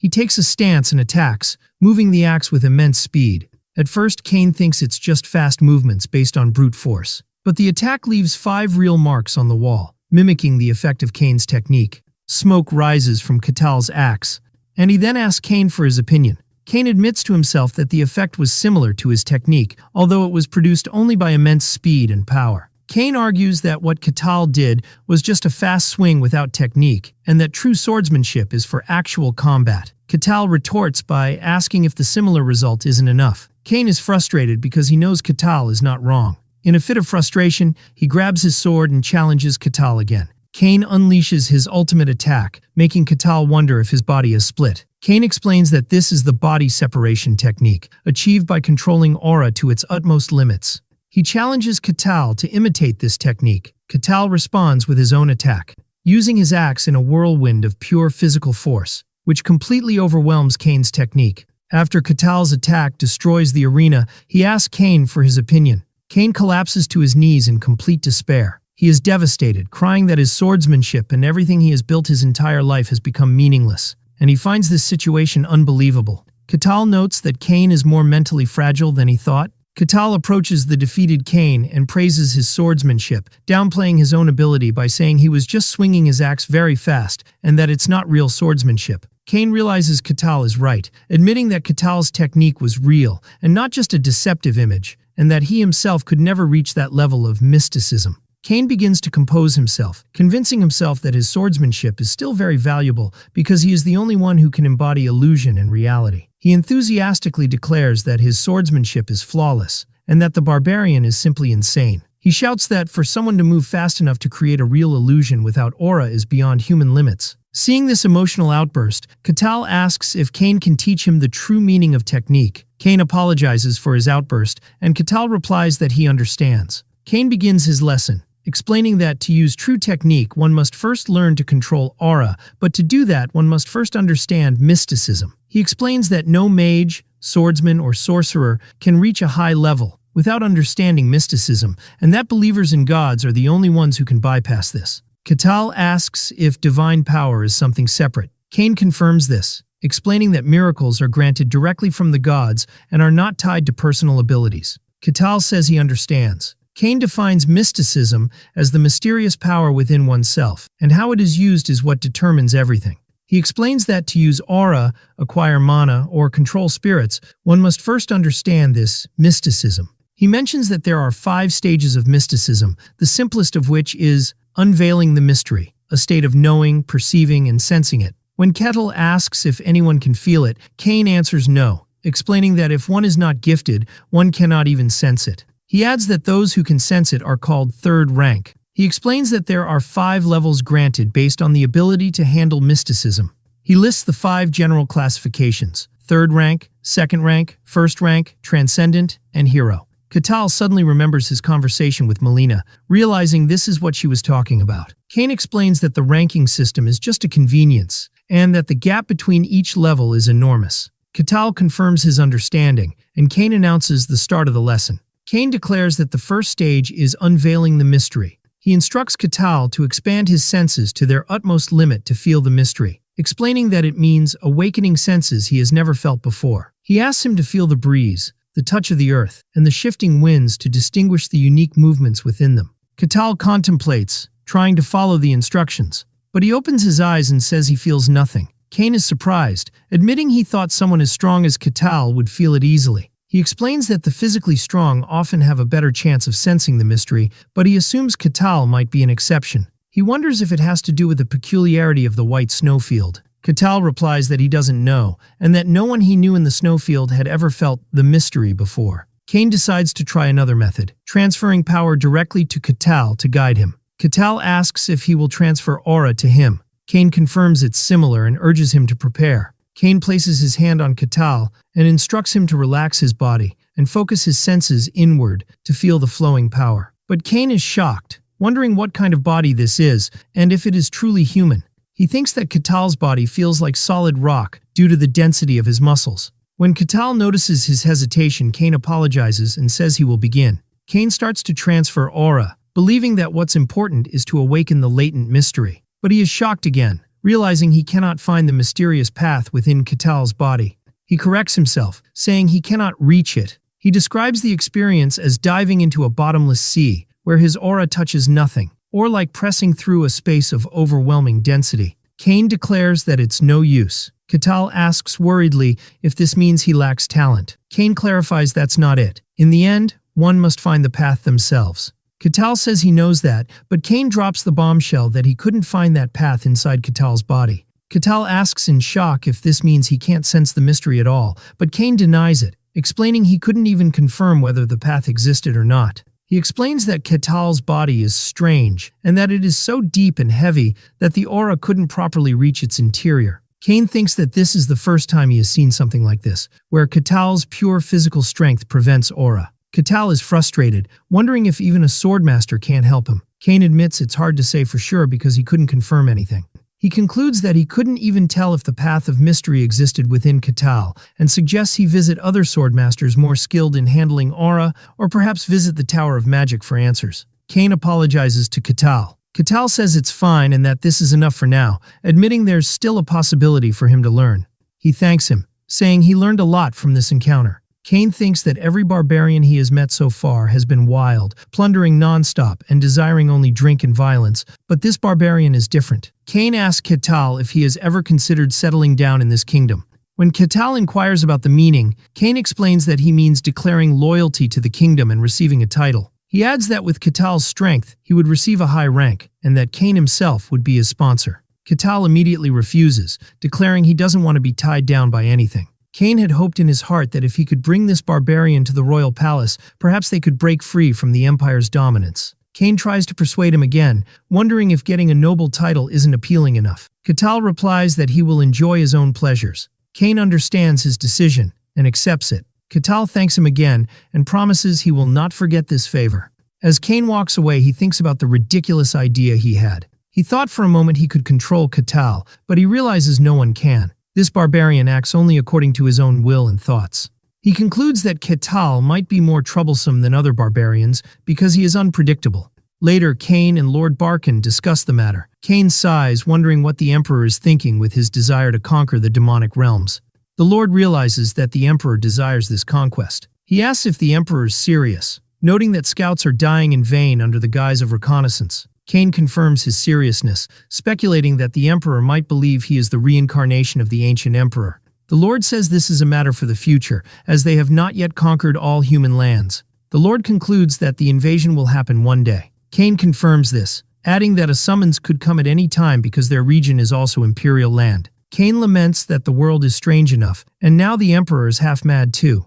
The Lord wonders if some rumors are true. Cain confirms the rumors are true, declaring that the demons have begun to move. He explains that, although it's not confirmed, dungeons are appearing at an abnormal rate, and there are rumors that the anomaly of the demonic world has begun to leak outside. He concludes that something is happening, and it is definitely not in humanity's favor. Cain comments that perhaps the strangest thing has already arrived, referring to Catal, and the Lord agrees with him. When Cain asks for his opinion, the Lord replies that he doesn't know.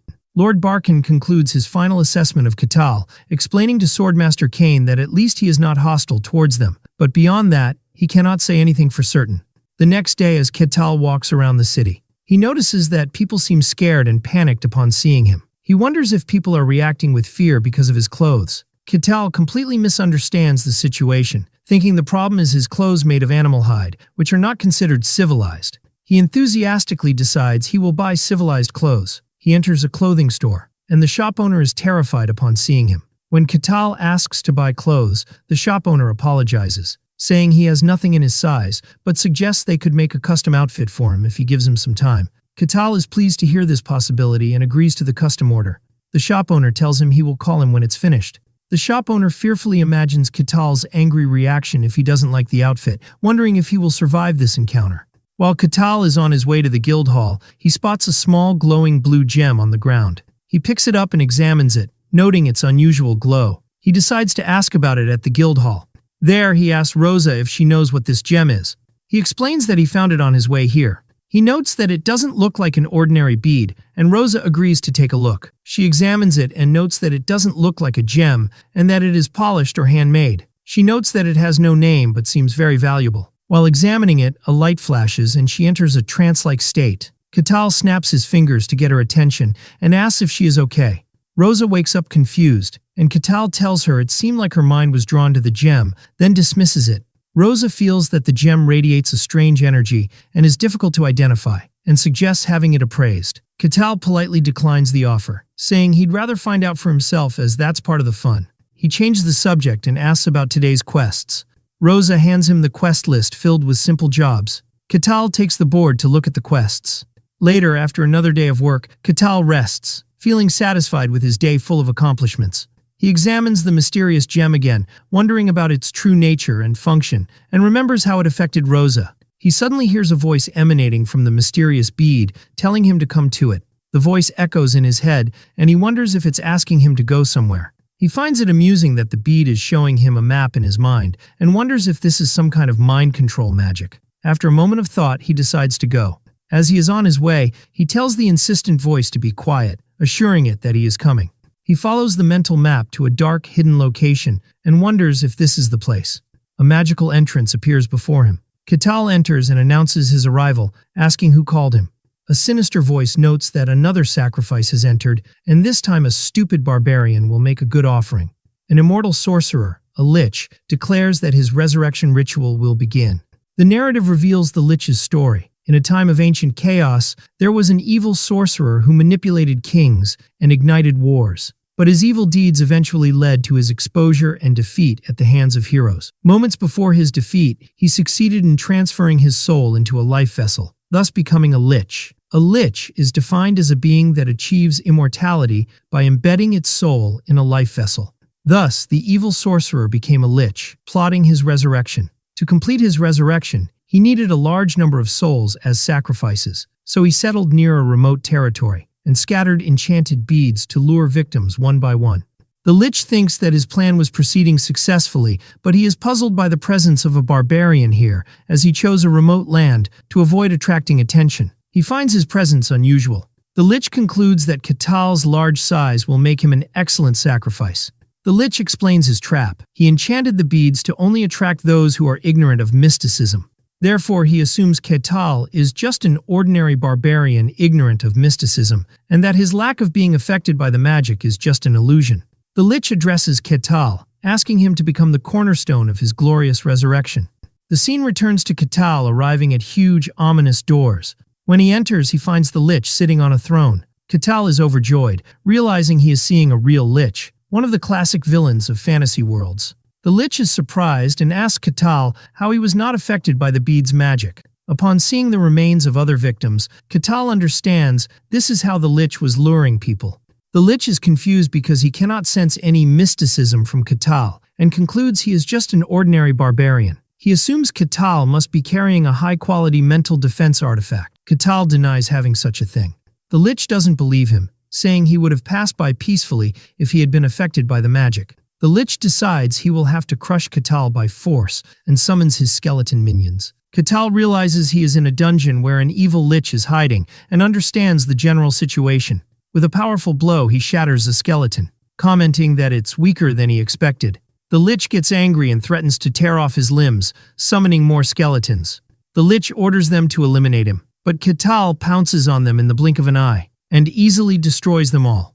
The lich is shocked. Katal confirms to himself that Kassan's advice was correct. A skeleton dies if its head is destroyed. He expresses disappointment as he was expecting the lich to control death knights, not just skeletons. Angrily, the lich prepares a stronger attack, declaring he will no longer hold back. Using his energy, he summons a new servant.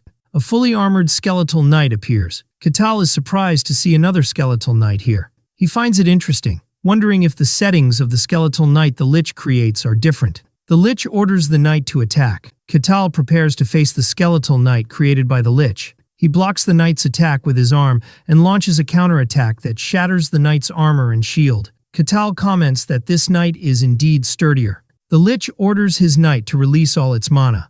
The knight is surrounded by a powerful aura of energy and unleashes its full power. Katal receives the attack. He thinks that the skeletal knight created by the lich is a bit unusual. He then completely shatters it with a single punch. Katal stomps on its remains and asks, "Is that all?"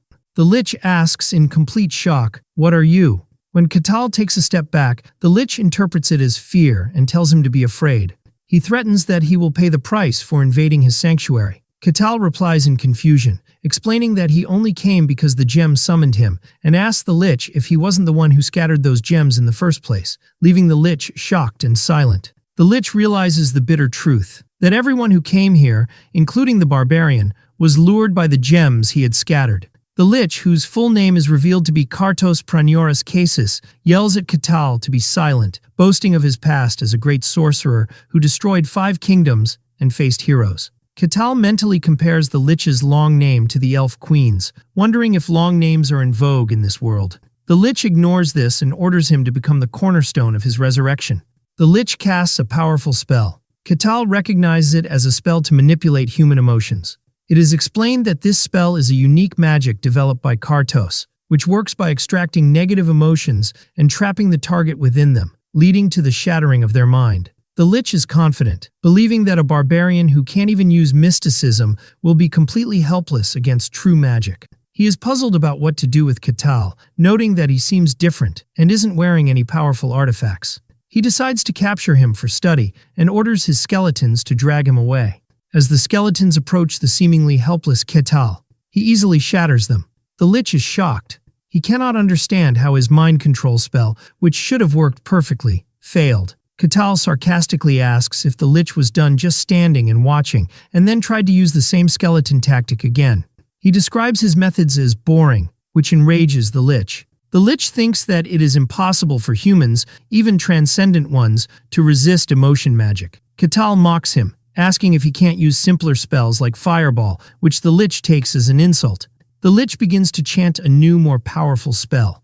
He unleashes a massive dark magic attack meant to swallow the world and plunge it into chaos. Katal's eyes sparkle with excitement as he watches this spectacular magical display. The Lich orders Katal to be devoured, and the attack completely engulfs Katal. The Lich laughs, declaring his victory, but he suddenly starts to cough. He collapses, having exhausted all his magical energy, but confident that this final spell was enough. Katal emerges from the dust, commenting that the attack was impressive. The Lich is completely shocked. Katal stands before him completely unharmed and asks, "But is that all?" The Lich cannot believe that even this attack didn't work. He thinks that he used his most powerful mind control spell, which should have shattered the mind of a legendary hero. He asks in despair, "Then what are you?" Component placement, to which Katal replies that, although the attack was flashy, he didn't feel much from it. Katal tells the Lich that if this is all he has, it's his turn now. The Lich is shocked, realizing that Katal came here knowing his identity. The Lich laughs insanely, assuming Katal is an agent of the Empire, and praises their intelligence network for tracking him down so quickly. He vows that he will rise again and will rule the world once more. The Lich thinks that Katal must be a product of the human farm he heard about in the Empire, a place for breeding specialized talents. He concludes that he is an assassin specially trained to kill him. Despite this, he screams defiantly that he will kill Katal and overthrow the Empire. Katal is completely bewildered, wondering if the Lich is insane. In a final desperate attempt, the Lich casts a spell and screams, demanding Katal's body. He tries to possess Katal's body by entering his mind. The narrative explains that this action will leave him trapped in this body for the rest of his life, unless he becomes a Lich again. The Lich declares that Katal's body is now his. But inside Katal's mental world, the Lich is shocked and confused. He wonders if this is the Barbarian's inner world, as he has never seen anything like it before, and realizes that just being in this place is enough to corrupt and shatter the mind. The Lich screams that this is not the work of the Empire. His mind begins to collapse. Outside, Katal stands in complete confusion. He thinks that the Lich was muttering some words and then suddenly collapsed. He is disappointed. While the Lich's dark aura was impressive, that was all there was to it, and he was looking forward to seeing his magic. He concludes that Liches in this world are not that strong. Katal decides to take the rewards, noticing the Lich's staff, which was glowing. He picks up the staff, wondering if it helps in casting spells, and if he would be able to use magic if he kept it. He decides to keep this discovery a secret. He then spots a vase and wonders if it is the Lich's life vessel. He decides to take it to Rosa for appraisal, but he feels that something is still missing. He notices something strange in front of him that looks like a gate, wondering if there is a hidden room. He presses a mechanism on the throne, and a voice responds, "Correct answer." A secret passage opens, revealing the hidden sacrifice room of the Lich Kartos. He wonders who the people inside are and where they came from. The people inside the room react with surprise and fear upon seeing him. Katal wonders what he should do with them, and for now, decides to return to the territory. He believes that once he explains the situation, they will probably send someone to take care of it. Upon returning to the mercenary guild, Rosa greets him, noting that he is back early today. Katal confirms that something came up. He tells her it's about the gem he showed her the day before. Rosa thinks he is joking about finding a lich, but Katal asserts that he was not joking. Rosa is still skeptical, wondering why one of only 5 liches in the world would appear in such a secluded place. To prove his point, Katal presents her with a ceramic pot, saying he believes it's the lich's life vessel, and asks her to appraise it. Rosa is shocked, realizing he wasn't joking. Katal adds that there were a few people inside the lich's hideout. He mentions that he thought about bringing them, but their souls had already departed, so he left them for now, expressing hope that the guild will send someone to handle the situation. Rosa starts connecting the dots, remembering the recent recurring disappearances in the territory, and realizes these people were likely the lich's victims. She panics and says she will call someone immediately. A short while later, the guard captain arrives, shouting and asking about the lich, and Katal greets him calmly. Katal reassures the captain that everything has been taken care of, and that it was no big deal. When the captain asks for the lich's identity and mentions the name Kartos Pranioras Cases, Katal confirms the name sounds familiar. The captain immediately recognized the name, explaining that Kartos was a sorcerer who turned the world upside down 100 years ago, causing immense chaos with his emotion-manipulating magic. He adds that he drove kings mad and brought down 5 kingdoms. Katal explains that the lich wasn't that impressive, and that he destroyed himself while doing something strange. The captain finds it hard to believe that a legendary sorcerer like Kartos destroyed himself, and asks Katal for a clearer explanation. Katal says he doesn't have much to add. The captain decides he must report to the Lord immediately. Later, the Lord and the captain discuss the situation. The Lord expresses his confusion about a lich being near the territory. He wonders if it could have been another type of monster. But the captain rules that out based on the testimonies of the rescued victims and the presence of the life vessel as evidence. The Lord considers the seriousness of having the lich's life vessel near the territory. It is dangerous enough that the Empire will send investigators, and this is particularly worrying with Swordmaster Cain absent from the territory. He considers the whole situation a major headache. He orders a messenger to be prepared to send to the kingdom, but feels they are somewhat fortunate. The guard captain agrees, noting that if it weren't for the Barbarian discovering the lich, their territory would have been the first victim. The Lord deduces that Kartos, the lich, was likely preparing for his resurrection. He concludes that the situation was not normal at all. The Lord says that such a great deed deserves a valuable reward, but he doubts whether his territory can offer a suitable reward. The next day, a panicked servant wakes the Lord from his sleep. The servant informs him of the arrival of Lady Aquas, the heretic inquisitor of the sun god, which shocks the Lord. He wonders in confusion why she has come here. The heretic inquisitor appears in all her majesty. The Lord nervously welcomes her and introduces himself. She thanks him for his hospitality. She introduces herself as Aquas, the heretic inquisitor of the sun god, and it's mentioned she is the youngest to ever hold this title. It is recounted that she executed 7 sorcerers and single-handedly stopped a large-scale ritual. She is currently the most powerful heretic inquisitor on the continent, wielding authority that surpasses that of lords. Even the Empire bows to the orders of the sun god in her presence. The Lord wonders again about the reason for her presence. Aquas notes that the territory has been noisy recently. The Lord explains that a minor problem occurred in a dungeon and was resolved, concluding that her visit is not because of the lich. When he asks her the reason for her visit, she says she came to talk about the prophecy, but she adds that before she tells him the details of the prophecy, she would first like to confirm what happened in the territory. The Lord asks her worriedly if she means the Barbarian and the lich. She confirms it, and adds that the lich was probably Kartos Pranioras Cases. The Lord is shocked that she knows, and Aquas tells him that the confirmation is here. He presents her with the life vessel of the lich Kartos. Aquas is visibly shocked upon seeing the life vessel. She asks if that Barbarian is still in the territory. The Lord confirms he is still residing there. Aquas wonders if it's possible that the Barbarian defeated Kartos. The Lord replies that it is possible. He then drops the final shocking piece of information, that Lord Cain himself was defeated by him, leaving Aquas in a state of complete shock. Aquas deduces that a new powerful figure has appeared and asks about this Barbarian's tribe. Lord Barkin tells her that he claims to be from the White Snowfield, and Aquas is shocked, wondering how something from a demon realm could appear in the outside world. She thinks that this Barbarian might be the reason she came here. She requests to meet the barbarian personally. Meanwhile, Catal contemplates the Lich's staff, which he believes is a tool to support magic, and decides he will ask mages about it later. Then he realizes it's time for something.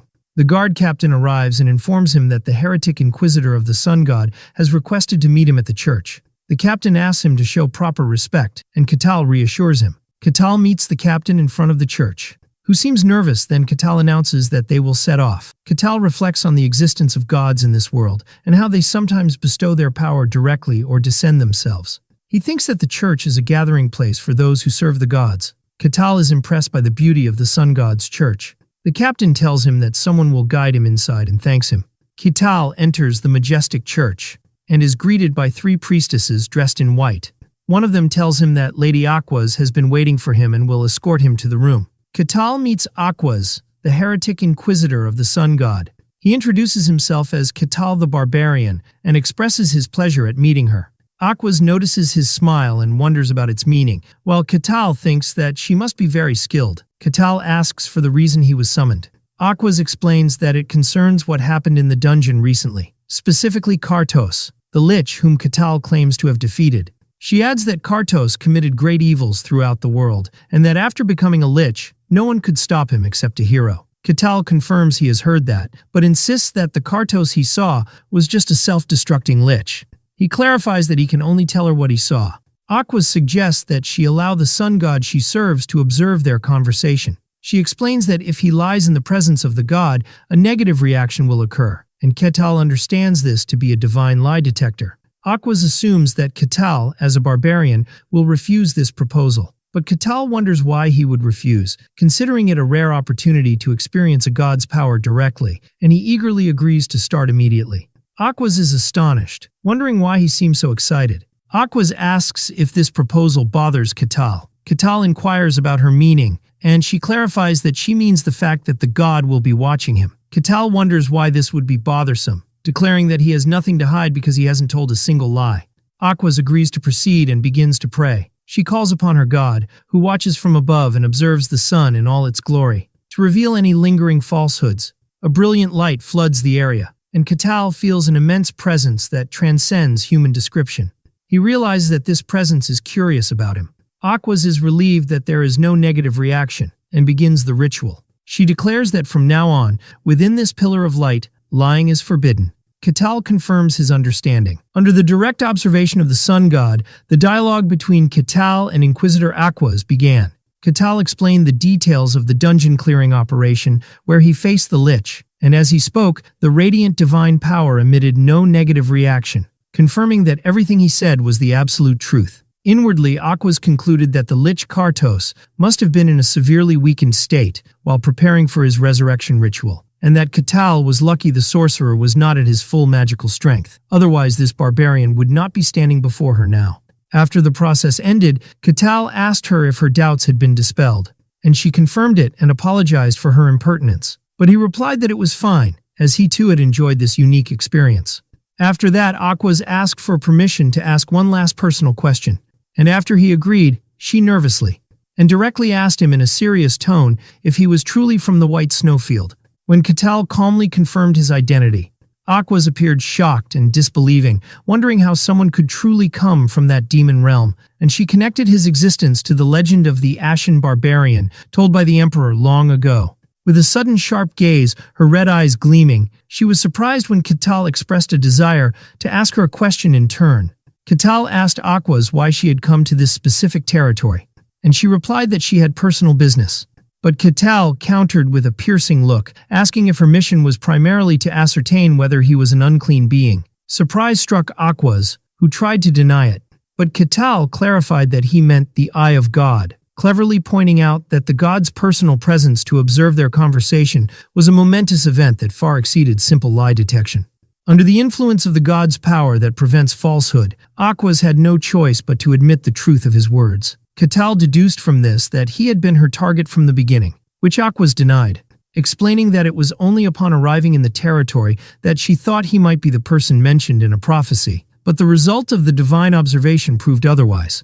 Aquas apologized for hiding her true intentions, which Catal accepted, finding the matter interesting in its own way.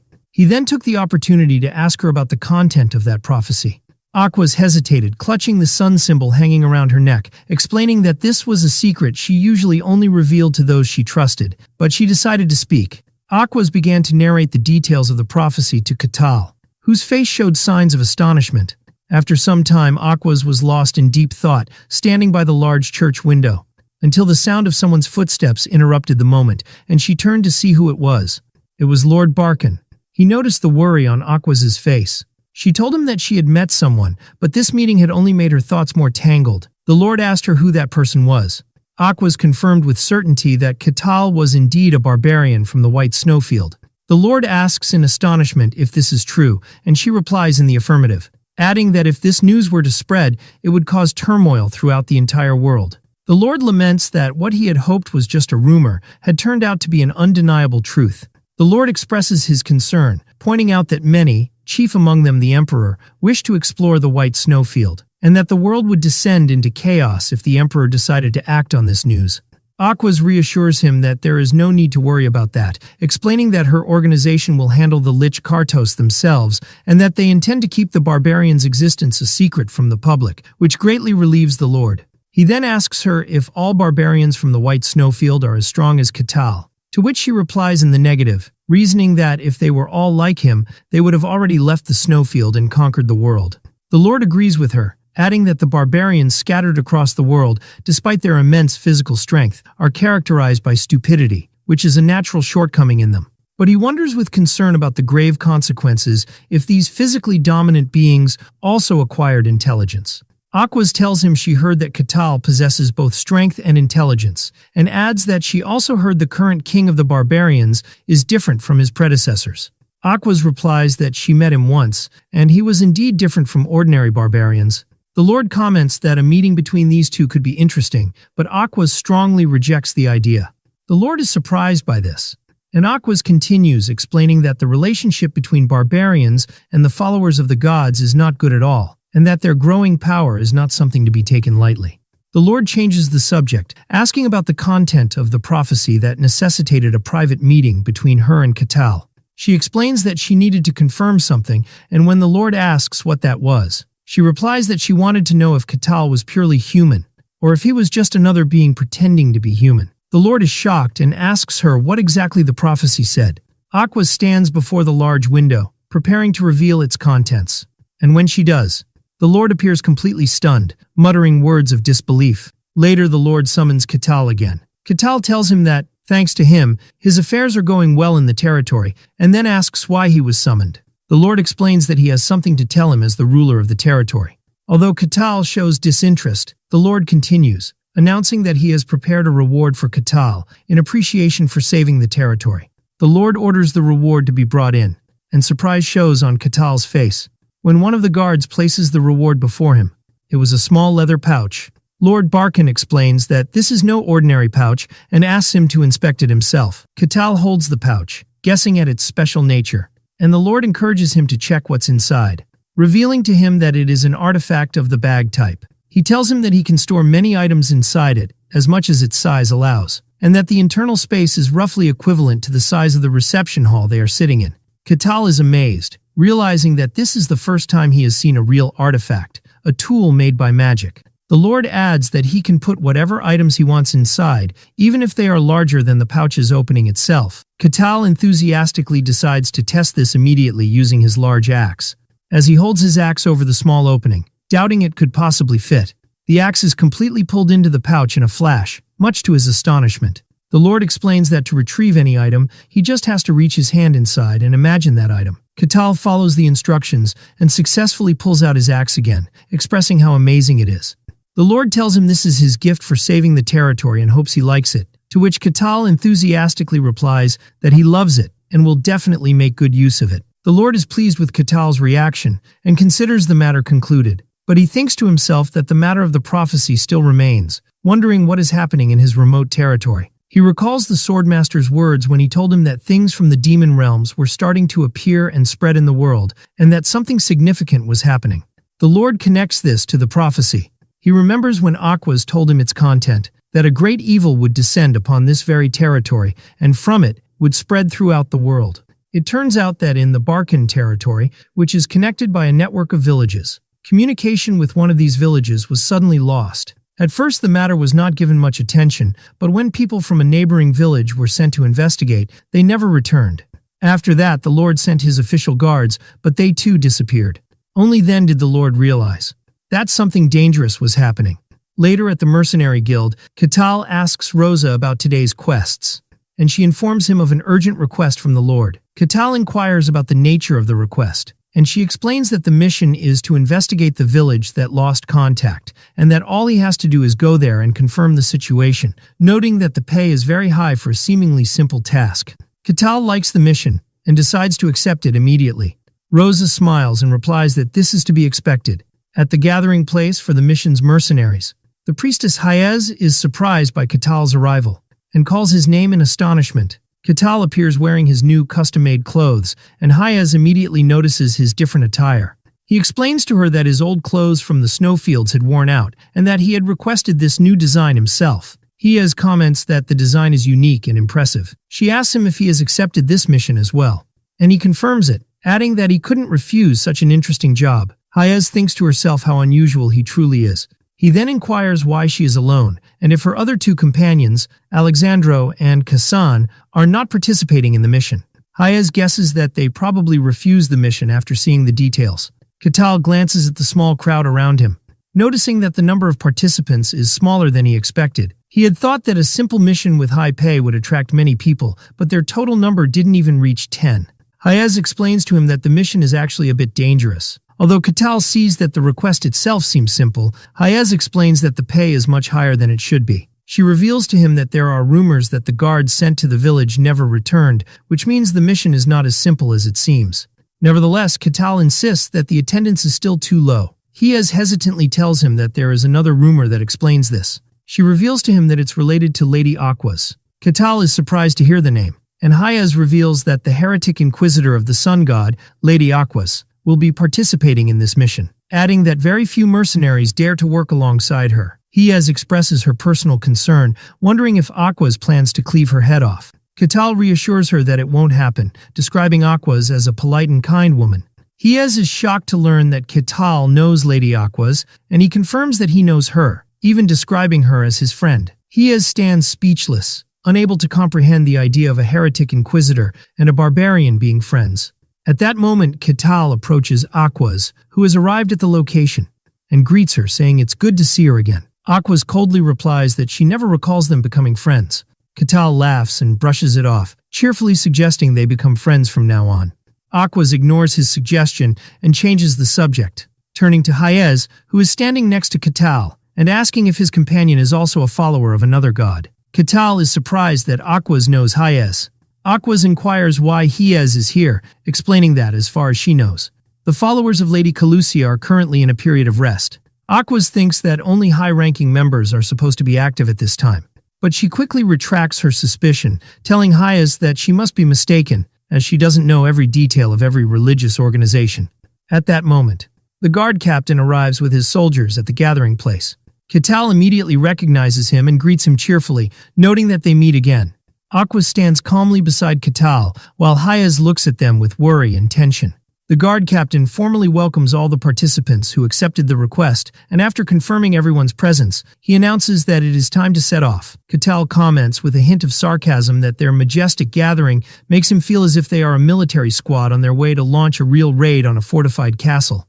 In all seriousness, he asks Aquas if her swift action now means that this is the fateful time spoken of in the ancient prophecy. She replies with cautious calm that she cannot say for sure, as the god has not revealed the exact timing of such a momentous event. All that has happened is that they have lost contact with the village completely and suddenly. Catal deduces from her words that despite the uncertainty, there is still a possibility that this is the intended dangerous event.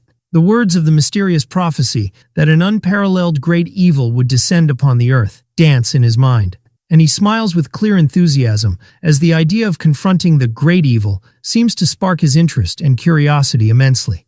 After a period of cautious walking, the team finally reaches the entrance of the lost village, which is enveloped in a suspicious silence. The guard captain asks Aquas about her spiritual feeling towards the place, and she replies with concern that she cannot sense any living presence at all, as if the village is devoid of souls. The captain guesses that the inhabitants might have simply fled in fear of something, and he issues orders for his men to disperse and search thoroughly for any clues that might reveal the secret of this disappearance. The mercenaries, Katal and Hayez, agree without hesitation and begin to spread out among the silent alleys of the village. The captain thinks that the village is very small, accommodating no more than 100 people, and that it's logically impossible for everyone to disappear suddenly without leaving any trace behind. He is fully confident that they will find some clue, no matter how small, and orders the comprehensive search to begin immediately. While searching a wooden building, one of the mercenaries is greatly surprised by what he finds inside. He calls out to the captain loudly, indicating that he has found ready-to-eat food. The captain initially thinks the inhabitants left it behind in a hurry while fleeing, but the mercenary clarifies that the food is still warm, as if it had been prepared just moments ago. The captain is shocked by this strange information, wondering in confusion how such an illogical thing could happen, as contact with the village had been lost for at least several days. Amidst his confusion, another report comes in stating that no footprints or signs of the inhabitants leaving the village or even hiding anywhere nearby have been found. The captain orders the search to continue in the hope of finding any thread that will lead them to the truth. The results of the ongoing search reveal a perplexing and disturbing scene throughout the village. There are clear signs of daily life continuing normally, but there is no human presence whatsoever. The mercenaries confirm that all evidence suggests people were just here living their lives, but there is no physical or spiritual trace of them. The captain asks Aquas if she has any explanation for this mystery, but she admits her inability and that she also does not know what is going on. He then turns to Katal, who in turn confirms that he has found no significant clues and that he feels no strange presence in the air. The captain expresses his extreme frustration and anger at this mysterious situation that defies all imagination. Katal calmly and confidently suggests that they ask someone who might know the answer they are looking for. The captain is puzzled by his words, so Katal explains that there is another person present with them in this deserted village. Everyone is surprised and looks around nervously, and the captain spots a strange-looking woman who was not among them before, wondering in horror how long she has been standing there among them in silence. The mysterious woman smiles, expressing her surprise that Katal managed to notice her presence, even though she had hidden herself very skillfully. Katal simply replies that it's natural for them to notice a stranger suddenly appearing in a place like this, but the woman tells him that people usually don't realize she's there until she wants them to. The mysterious woman scoffs at the tense group, sarcastically noting that even the powerful inquisitor of the sun god was unable to detect her hidden presence. She looks at Katal and thinks that he doesn't seem to have awakened any of the deep mystical secrets. Katal boldly asks her about her true identity, but she completely ignores his question and considers him merely an unexpected gain in her plans. The guard captain feels the imminent danger emanating from her and shouts at everyone to retreat immediately and get away from her. The captain realizes with shock and horror that Aquas, despite being the most powerful inquisitor among them, also cannot sense this woman's presence at all, as if she were a ghost. In a moment of terror, the captain reaches two possible conclusions, with no third option. Either this woman is not an evil or demonic being at all, or she represents an evil of a very high and powerful level that her presence cannot be detected by conventional means. With a sinister smile that chills the blood in their veins, she announces that she has made her decision about their fate. Describing Katal as an interesting barbarian, she vows in a decisive tone that she will take him with her to hell to be her slave forever. The woman transforms to reveal her terrifying true demonic form and unleashes a massive ball of destructive purple energy. She flies before them in the air, defying gravity. While Katal, Hayez, and Aquas watch the scene in complete shock and helplessness before this overwhelming power they have never witnessed before. The guard captain screams for everyone to run for their lives, but the mercenaries discover they are trapped inside a transparent magical barrier that suddenly appeared, and they desperately try to break it with force. The demoness announces in a voice that echoes throughout the village that the entire place is now under her absolute control and no one can escape her grasp, adding as she licks her lips greedily that they have all become her prey. Everyone realizes they are facing a real and powerful demon, and a terrified Hayez confirms that this entity is a named demon, one of the most dangerous types of demons. She begins to pray fervently to her god for salvation and deliverance from this nightmare. Katal places his hand on her head to reassure her, telling her in a calm voice to calm down, that he is by her side and will not leave her. Katal asks her what it means for a demon to have a name and what distinguishes it from others. Hayez explains with a trembling voice that most entities called demons are just weak fragments of evil and magic and are not truly powerful. But she clarifies that there are true and original demons, beings born in the depths of darkness who choose their own names, and that the weakest named demon possesses enough power to destabilize an entire kingdom and plunge it into chaos. Katal understands that this demon before them is one of those formidable powers not to be underestimated. And Hayez confirms this, recognizing her by her distinctive horns as Ashtir, a legendary demoness who appeared hundreds of years ago and caused immense destruction. Katal asks if they can break the magical barrier by force, but Hayez answers in the negative and with despair, explaining that the place has already become the demon's domain, and the only way out is to defeat it, which is nearly impossible. Katal finds this strangely interesting and is surprised when the barrier begins to crack and crumble as soon as he touches it with his hand. He then suddenly laughs, cleverly hiding the hole he made, and declares that he might enjoy watching the situation for a little longer. Hayez looks at him, completely bewildered by his calm reaction, and he gives her a reassuring gesture with his hand, telling her not to worry. The demoness Ashtir mocks Aquas, asking sarcastically if the trick she prepared for them wasn't fun and exciting to investigate. She reveals that the signs of life they found in the disappeared village, where it seemed as if people were just there, were nothing but an illusion and an elaborate demonic trick, aimed at manipulating humans and luring them into her trap. Aquas looks at her with intense disgust, describing her game as vile and despicable. Aquas thinks that summoning a named demon into the physical world requires a massive sacrifice of souls, and that the inhabitants of an entire village are barely enough as an offering for such a powerful entity. Also, turning an entire territory into a demonic domain without anyone noticing is beyond impossible. Aquas wonders in confusion how this demoness managed to descend into this world and infiltrate it without being detected by the forces of good, to which Ashtir sarcastically replies that she will not, of course, tell her secret. Aquas screams at her in anger, describing her as a vile evil that has come to defile this holy land. Ashtir laughs loudly and insults Aquas by calling her the obedient dog of the gods, and asks sarcastically if her powerful god can save her from this predicament. She then tells her seriously to listen carefully to what she is about to say, explaining that deep cracks have begun to form in the fabric of this world, and that it no longer belongs to humans and gods alone as they believe. It is narrated that a very long time ago, gods and humans engaged in a fierce war with the forces of evil, and the conflict ended in their crushing victory, with the defeated evil being banished from the world to deep dimensions. Ashtir proudly declares that she is the demoness of gravity, and that she has been eagerly awaiting this day in hell, vowing to wash away the shame of past defeat and cover the entire world with evil and darkness.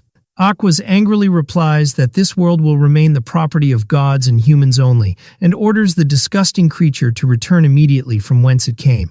Aquas begins a sacred ritual, calling upon her god to descend upon her with his power. A massive pillar of brilliant golden light engulfs her, and she begins to transform into a divine warrior form. While Katal thinks to himself, just as he expected, that enemies in these stories never attack during transformation scenes.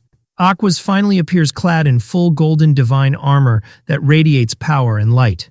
Ashtir finds this transformation interesting and amusing, and summons a huge, elegant crystal scythe, declaring her readiness to fight. Aquas calls the demoness arrogant and overconfident, and charges towards her at super speed to attack. The two clash in a violent and powerful collision, causing a massive explosion of energy that shakes the ground beneath them. And as a result, Ashtir and Aquas are thrown back with force.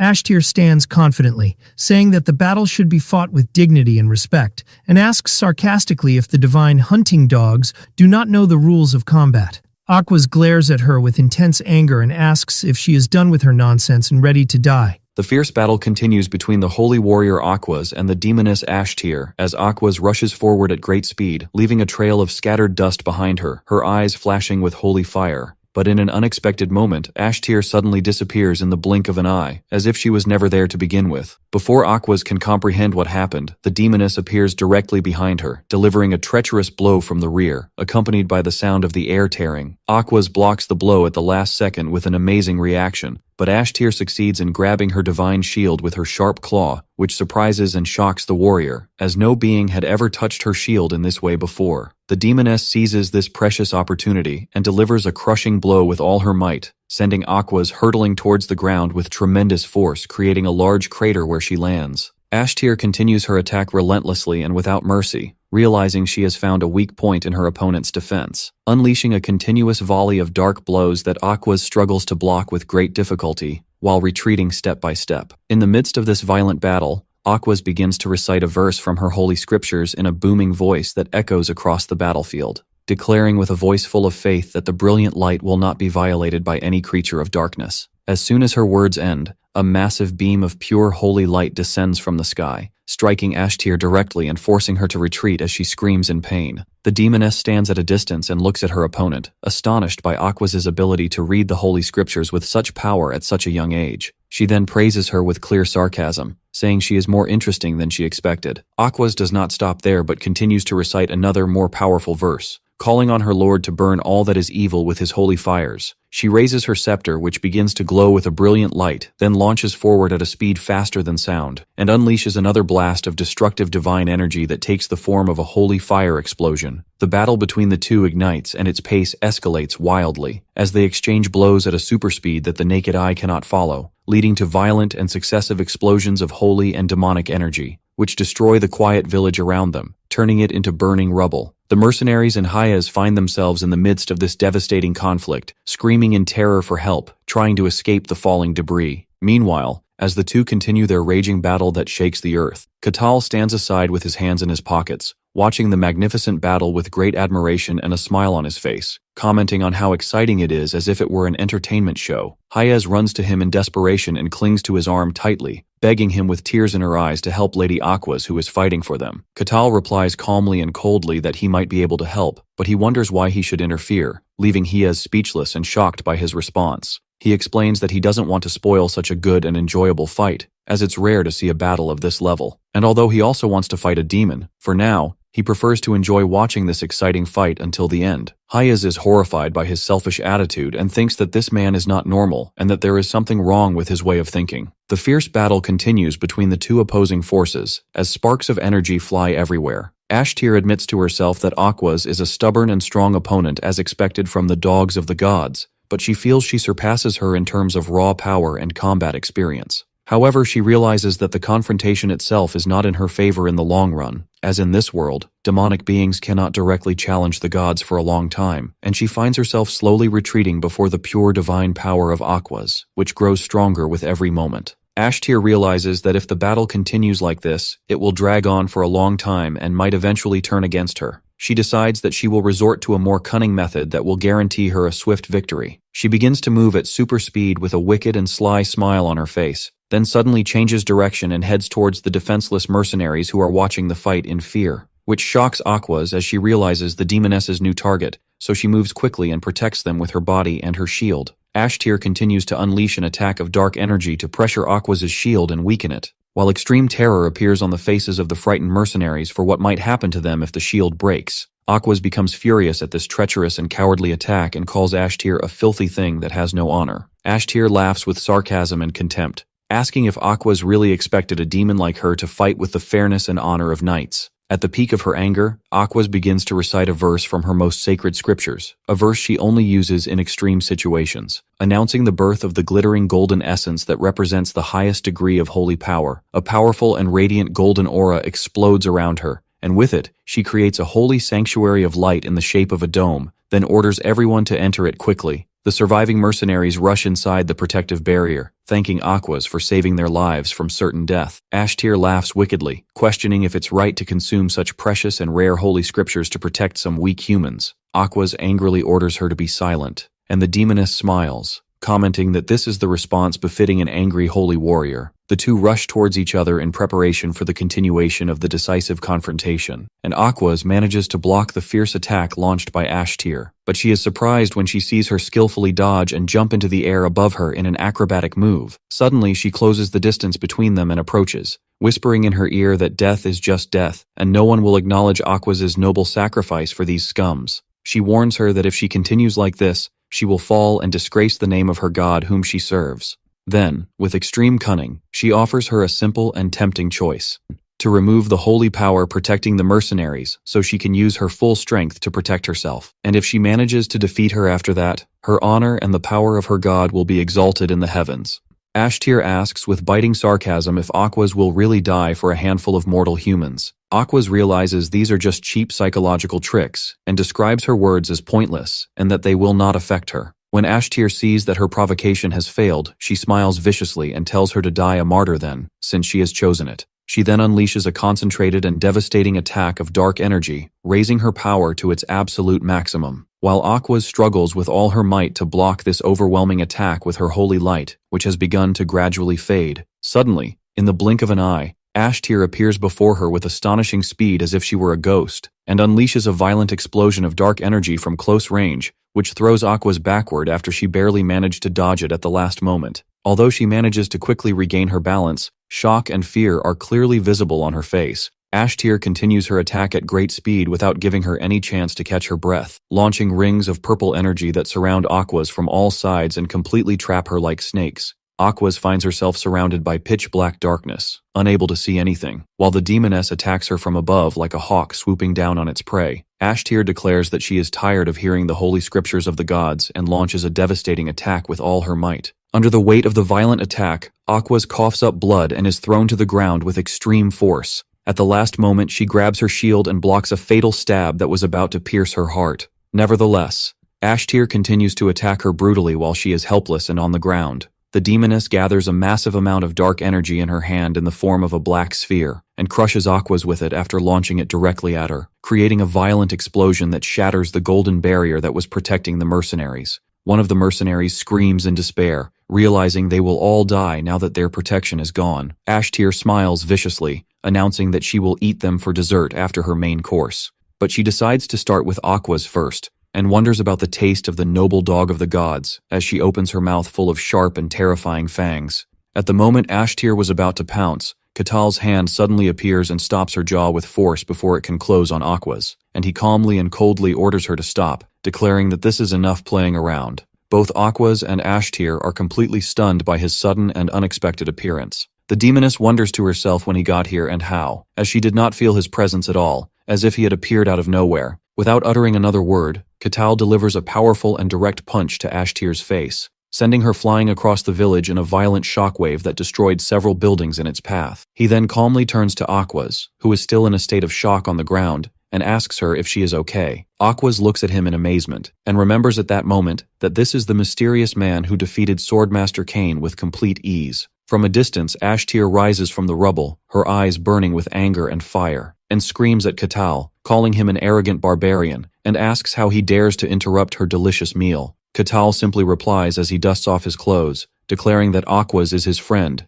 and for that simple reason, he will not let her die. Ashtir gets even angrier at his cold response, and tells him that she was planning to keep him alive to be her new toy after she finishes eating the rest. But he replies with amusement and a provocative smile that he has no intention of being anyone's toy. The demoness replies with a wicked smile, saying that he will die here and now then, and she summons her weapon, which takes the form of a massive demonic scythe. Aquas tries to get up with difficulty and asks him to retreat and flee immediately. He tells her that despite his ordinary appearance, he is strong enough to handle her, but she warns him with concern that he cannot defeat a demon with just physical strength. She insists that she is strong enough to fight despite her poor condition, trying to get to her feet. Aquas explains that only divine power is capable of banishing demons from this world and purifying them. She adds that this is a cosmic law that has existed since the dawn of time, and since they are now in the demon's domain, there is no hope for a miracle to save them. Katal contemplates her words seriously for a moment, then notices her weak condition and grave injuries and tells her that she does not look fit to fight at all right now. Aquas replies with determination and resolve that she must fight because she serves the god, and it is her duty to face evil head-on until her last breath. Katal expresses his admiration for her determination and strong faith, but he kindly asks her to leave this fight to him and rest, which puzzles and surprises her. He then smiles broadly and explains that he has always wanted to fight a demon himself to see how strong he is.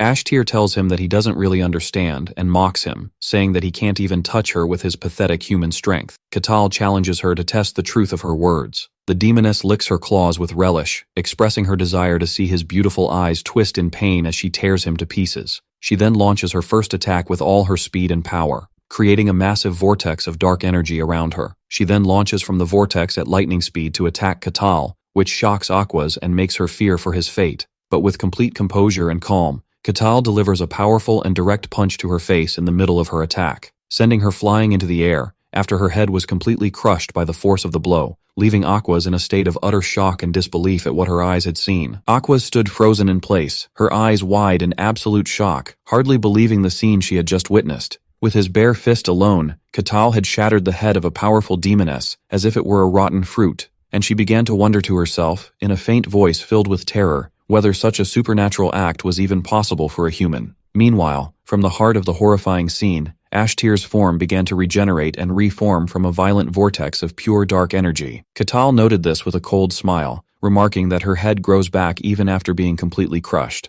The demoness looked at him with eyes glowing with hatred and astonishment, and asked him in a hoarse voice about his true identity, as it was impossible for him to be a mere human. He calmly and simply replied that he was just an ordinary barbarian, a response Ashtir rejected with absolute anger and disdain, considering it an insult to her intelligence. She was overcome with intense confusion. Her demonic senses were completely unable to detect any trace of what is called mysticism emanating from Katal's being, and she concluded with certainty that he was not using aura or any form of magic to enhance his power. Based on this astonishing conclusion, she decided she would have to test and confirm the truth of this incomprehensible physical strength for herself. A wicked smile appeared on her lips as she pounced on Katal with lightning speed, letting out a commanding scream for him to die now, adding with arrogance that his weak human form made fighting him somewhat embarrassing, but there was no choice but to end this absurdity. However, in a breathtaking moment, her smile froze and turned to utter shock when Katal caught her advancing wrist with indescribable ease, as if stopping an angry child. Before she could process what had happened, he delivered a crushing punch directly to her chest, a punch that launched like a cannonball and sent her flying backward through the air as she coughed up dark blood, the pain piercing her demonic body for the first time. She was sent flying through the air at tremendous speed as if she were a tiny insect struck by a hurricane. Then she slammed into the ground with a thunderous impact, creating a small crater from the force of the collision. Trembling and in disbelief that a simple physical punch could carry such destructive power, Katal calmly noted that she had begun to regenerate again. While the demoness at that moment realized a terrifying truth, his punch was not enhanced by aura or magic at all, but was an expression of pure and terrifying physical strength. Katal wondered with genuine curiosity, examining her, about the principle or mechanism that allowed her to regenerate with such speed and efficiency. Without waiting for an answer, he continued his brutal assault, stomping on the ground with such immense force that it created a violent shockwave that cracked the rocks around him. In an unseen blink of an eye, he launched towards her with insane speed, and before she could even lift her regenerating head, he grabbed it with both hands and smashed it into the ground with extreme violence,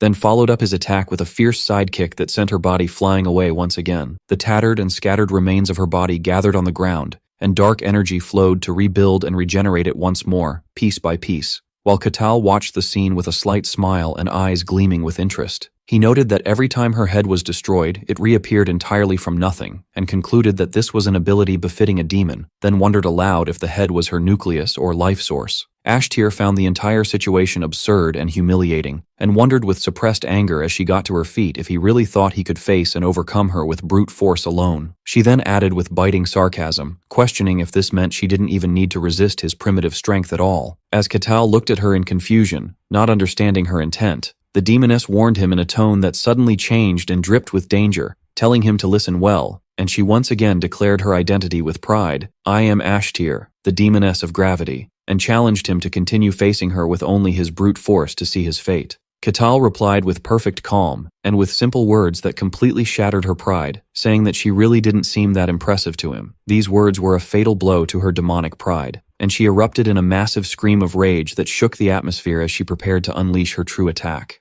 Ashtir charged towards Katal in a rush filled with anger and humiliation, her eyes shooting sparks. As she approached, she began to distort the space before her, as dark gravitational energy gathered to form a massive and savage warhammer, black as coal and radiating a visible weight. The demoness swung her heavy weapon and struck Katal with a force capable of crushing a giant boulder, but he simply blocked the horrific blow with his bare hands, and then without hesitation, shattered the hammer formed of solid gravity with a single direct punch, following it with another swift punch to her face that sent Ashtir flying backward once again as her head shattered for the third time. Ashtir stood again as her body rapidly regenerated, her mind sinking into a state of absolute disbelief. She thought about the nature of her power as the demoness of gravity, and how she could concentrate the weight of an entire castle wall into a single blow from her hammer. It was impossible and contrary to all logic that an ordinary barbarian, who hadn't even awakened mysticism in his body, could block such an attack with his bare hands, and even shatter her weapon with such ease. So she screamed at the top of her lungs that this was utterly impossible. With blinding rage,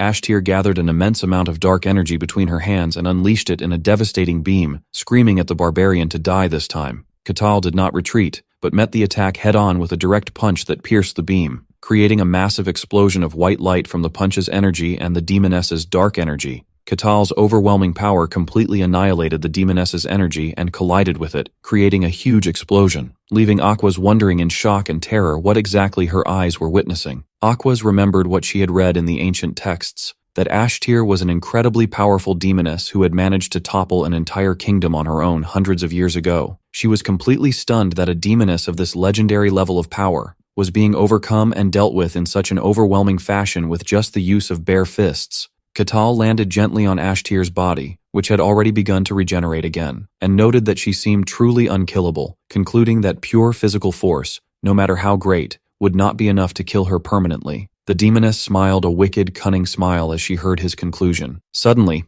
Ashtir felt an immense and crushing pressure she had never felt before in her long life, a pressure emanating from Katal as he stood over her. She asked him again in a trembling voice, begging to know his true identity, but he calmly repeated his claim that he was just an ordinary barbarian. Ashtir refused to believe this ridiculous lie, but at the same time she found this situation, this terror she was feeling, strangely satisfying and exciting. She told him there was one last thing she wanted to test, and then her entire body transformed into liquid dark energy to escape from under his foot. Katal watched the situation with interest while Aquas felt anxiety rising in her heart. In the sky, that energy gathered to form a great black sphere of dark energy, which began to shatter the surrounding rocks and pull them towards it with immense gravitational force. Ashtir addressed the barbarian from on high, declaring that she would tear him to pieces with all her might, and she gathered her full energy in preparation for launching her final, devastating attack. Katal realized in that moment that this was the demoness's true power, and that the situation had become dire indeed. Aquas also realized that brute force alone would not be enough to face this, and that there was a desperate need for divine power to intervene. Ashtir smiled a smile of victory and recited her final incantation, ordering the thorns to fall and kill. Immediately, an endless volley of sharp, dark thorns began to rain down from the sky like black rain. Katal stood in place without moving, then began to wave his arms with fantastical speed, creating a whirlwind of swift blows that formed an impenetrable shield around him, shattering every thorn that approached and protecting himself completely from the attack. Ashtir wondered aloud in a state of complete shock what kind of ferocious beast this Katal was. She was then surprised again when he launched from his spot towards her in the sky at a speed exceeding the speed of sound. In that moment, Aquas seized the opportunity and intervened, reciting in a loud, confident voice another verse from her holy scriptures, declaring that the glorious light had come to devour all that is evil. She focused all her remaining divine power in her prayer, causing a pure and luminous celestial energy to manifest, which formed in the air into a magnificent golden axe, pulsing with holy light, and descended directly into the hand of Katal, who looked at it in awe for a moment, wondering if it was a direct gift from the god. Aquas screamed towards him, panting from exhaustion, that she had gathered all her remaining divinity for him and ordered him to finish the demoness now and without hesitation.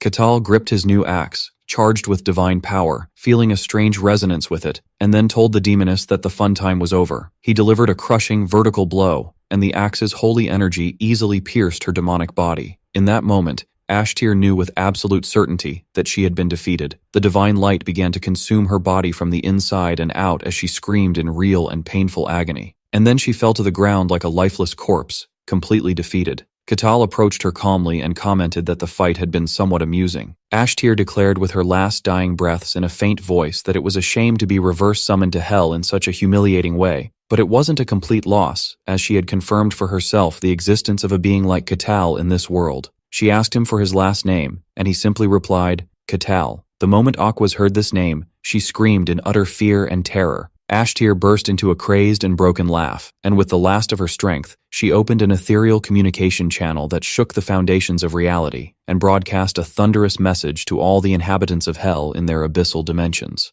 ordering them to carve the name Catal the Barbarian into the core of their collective memory so they would never forget it. Aquas let out a desperate cry, while the demoness ordered her followers to devour her memories after her death and learn everything about this being called Catal. Ashtir laughed her final laugh, declaring that this barbarian now belonged to all of them, as strange and invisible beings began to forcibly enter his consciousness. Catal stood in confusion for a moment, wondering what exactly was happening. In the inner space of his consciousness, the majestic demonic entities appeared as giant cosmic worms before his manifested inner consciousness. With utter simplicity, his consciousness crushed them with ease as if they were nothing. In reality, Catal looked at his physical body and then dismissed the whole affair with a blank and indifferent expression. He asked the dying demoness what she had done, noting that he felt something strange enter his body for a moment. Ashtir was met with a final shock, wondering in terror how the demonic darkness that was supposed to overwhelm his body and soul had no effect on him at all. Without another word, Catal crushed the last remains of the demoness on the ground with his foot and destroyed her completely, while Aquas and Hayez screamed in a state of absolute shock. After the purple mist from the demoness's death dissipated,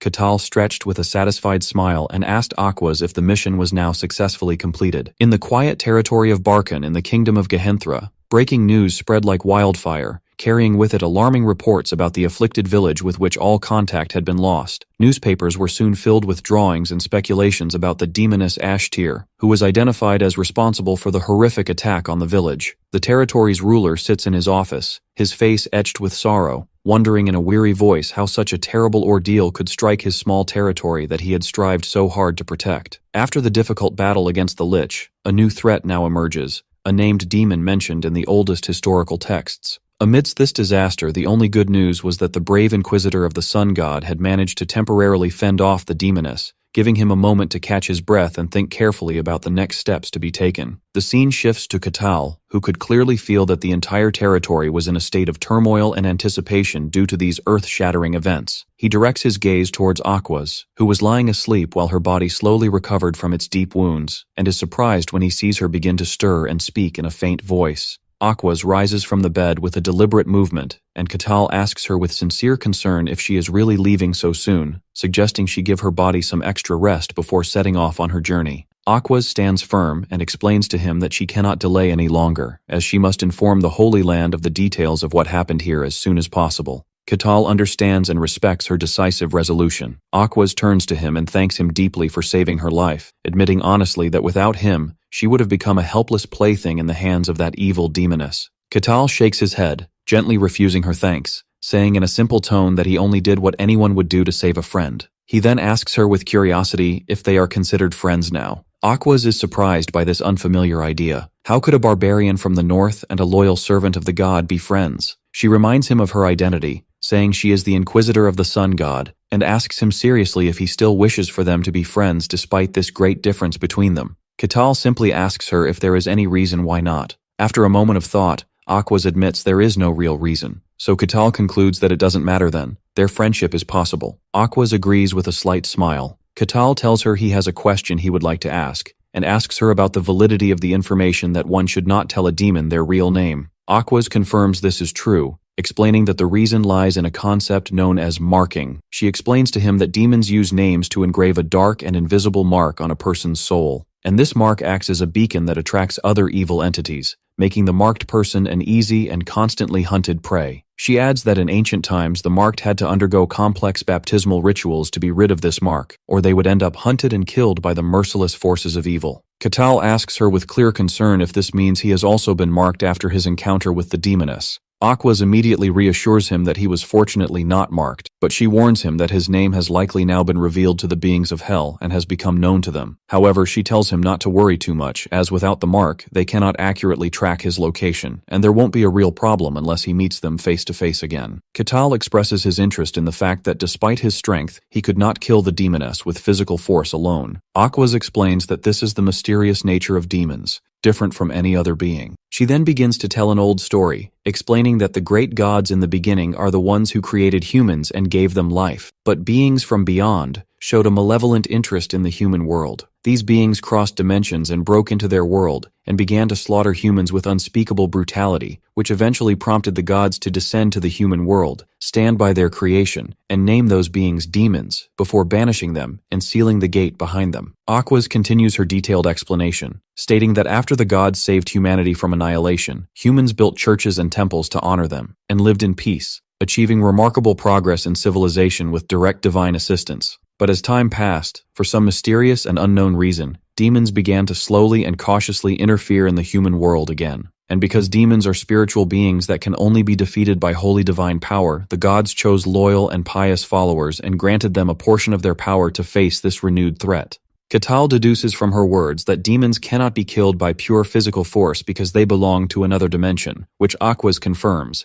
adding that they were not originally part of this world's fabric. Catal comments with concern that the frequent appearance of such powerful beings would be a major and difficult problem for everyone. Aquas reassures him that high-ranking named demons cannot appear in their world that easily. However, she reveals to him that the cycles of dungeon appearances have recently become abnormal and erratic, and it seems the sealed demon world has begun to affect their world in some way, as many evil entities have started to appear slowly and gradually. She specifies that these strange phenomena began exactly 1 year ago. This phrase triggers Catal's memory, as he immediately recalls that it coincides perfectly with the time he undertook his final quest in the vast snowfield. After their long talk, Aquas thanks Catal again for everything and tells him she must leave now, inviting him to visit her religious order one day where he would be very welcome. Catal smiles and says he would certainly like to do that. Later, as she sits in her carriage which has begun its journey, Aquas thinks that although her body has not fully recovered yet, she cannot delay reporting what happened to the great saintess. She then remembers Catal and wonders in confusion why the sun god gave no prophecy or sign regarding this mysterious and powerful barbarian.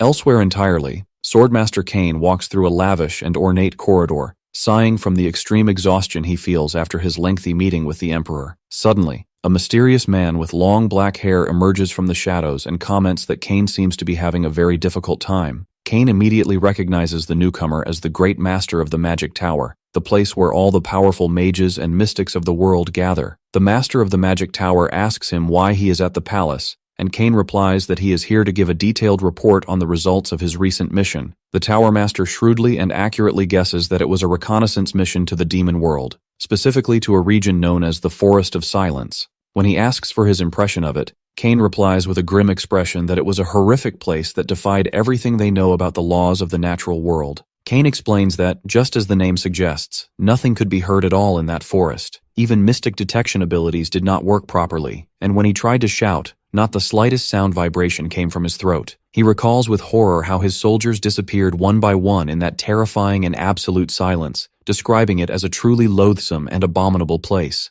Cain wonders aloud why the Emperor is so insistent on trying to conquer this dangerous demon world. The Tower Master coldly comments that he agrees the demon world is a fascinating place, and that he himself is very interested in its secrets. Cain hopes in his heart not to be dragged into this complicated affair, preferring to stay as far away as possible. Suddenly and without warning, the Tower Master raises his hand, and a complex spatial magic circle glows beneath their feet. In an instant, they are pulled through dimensions and transported to a vast and stunning starry space. Cain is greatly surprised and asks the reason for this sudden action. The Tower Master tells him with a mysterious smile that during his mission, he met someone very special, which shocks Cain and makes him freeze in place. He realizes with anger that the Tower Master had placed a Watcher's Eye spell on him to spy on him. The Tower Master confirms he did so during their last meeting, describing it as one of his few and enjoyable hobbies, which prompts Cain to curse him under his breath.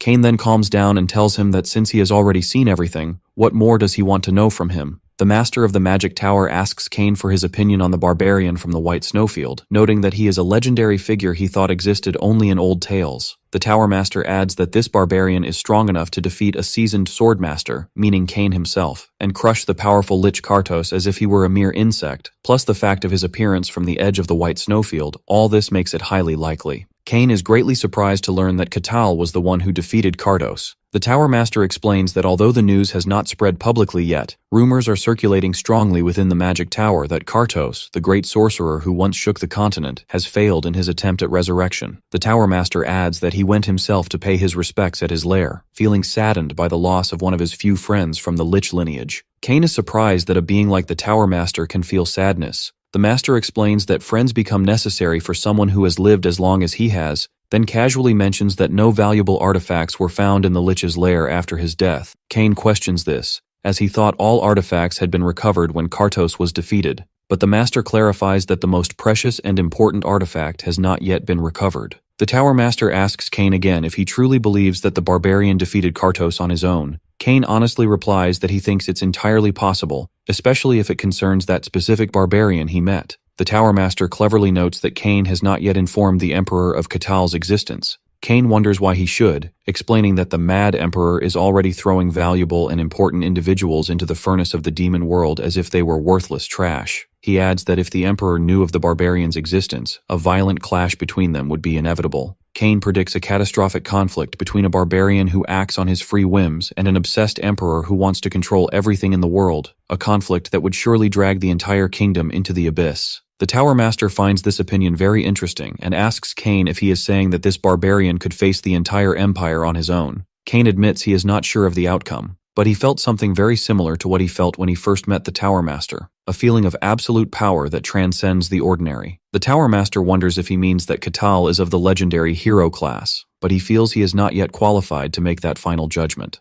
The Tower Master concludes from Cain's words that Catal must be someone of great value, which Cain completely agrees with. Meanwhile, in the bustling streets of the Barcan territory, as Catal was walking through the market, a woman walking in front of him stumbled and was about to fall to the ground. In a quick reaction, Catal catches her in time and prevents her from falling, then advises her to be more careful with her steps and asks if she is okay. Catal expects, as usual, for the woman to run away from him in fear as soon as she sees him, but instead, she thanks him with great politeness and bows to him respectfully before going on her way. Catal stands in confusion at her calm reaction. He looks around carefully and feels something strange and different in the air. People are passing by him, some casting fleeting glances, but none of them are avoiding him or moving away in fear as they usually do. He wonders in great confusion why people have suddenly stopped avoiding him.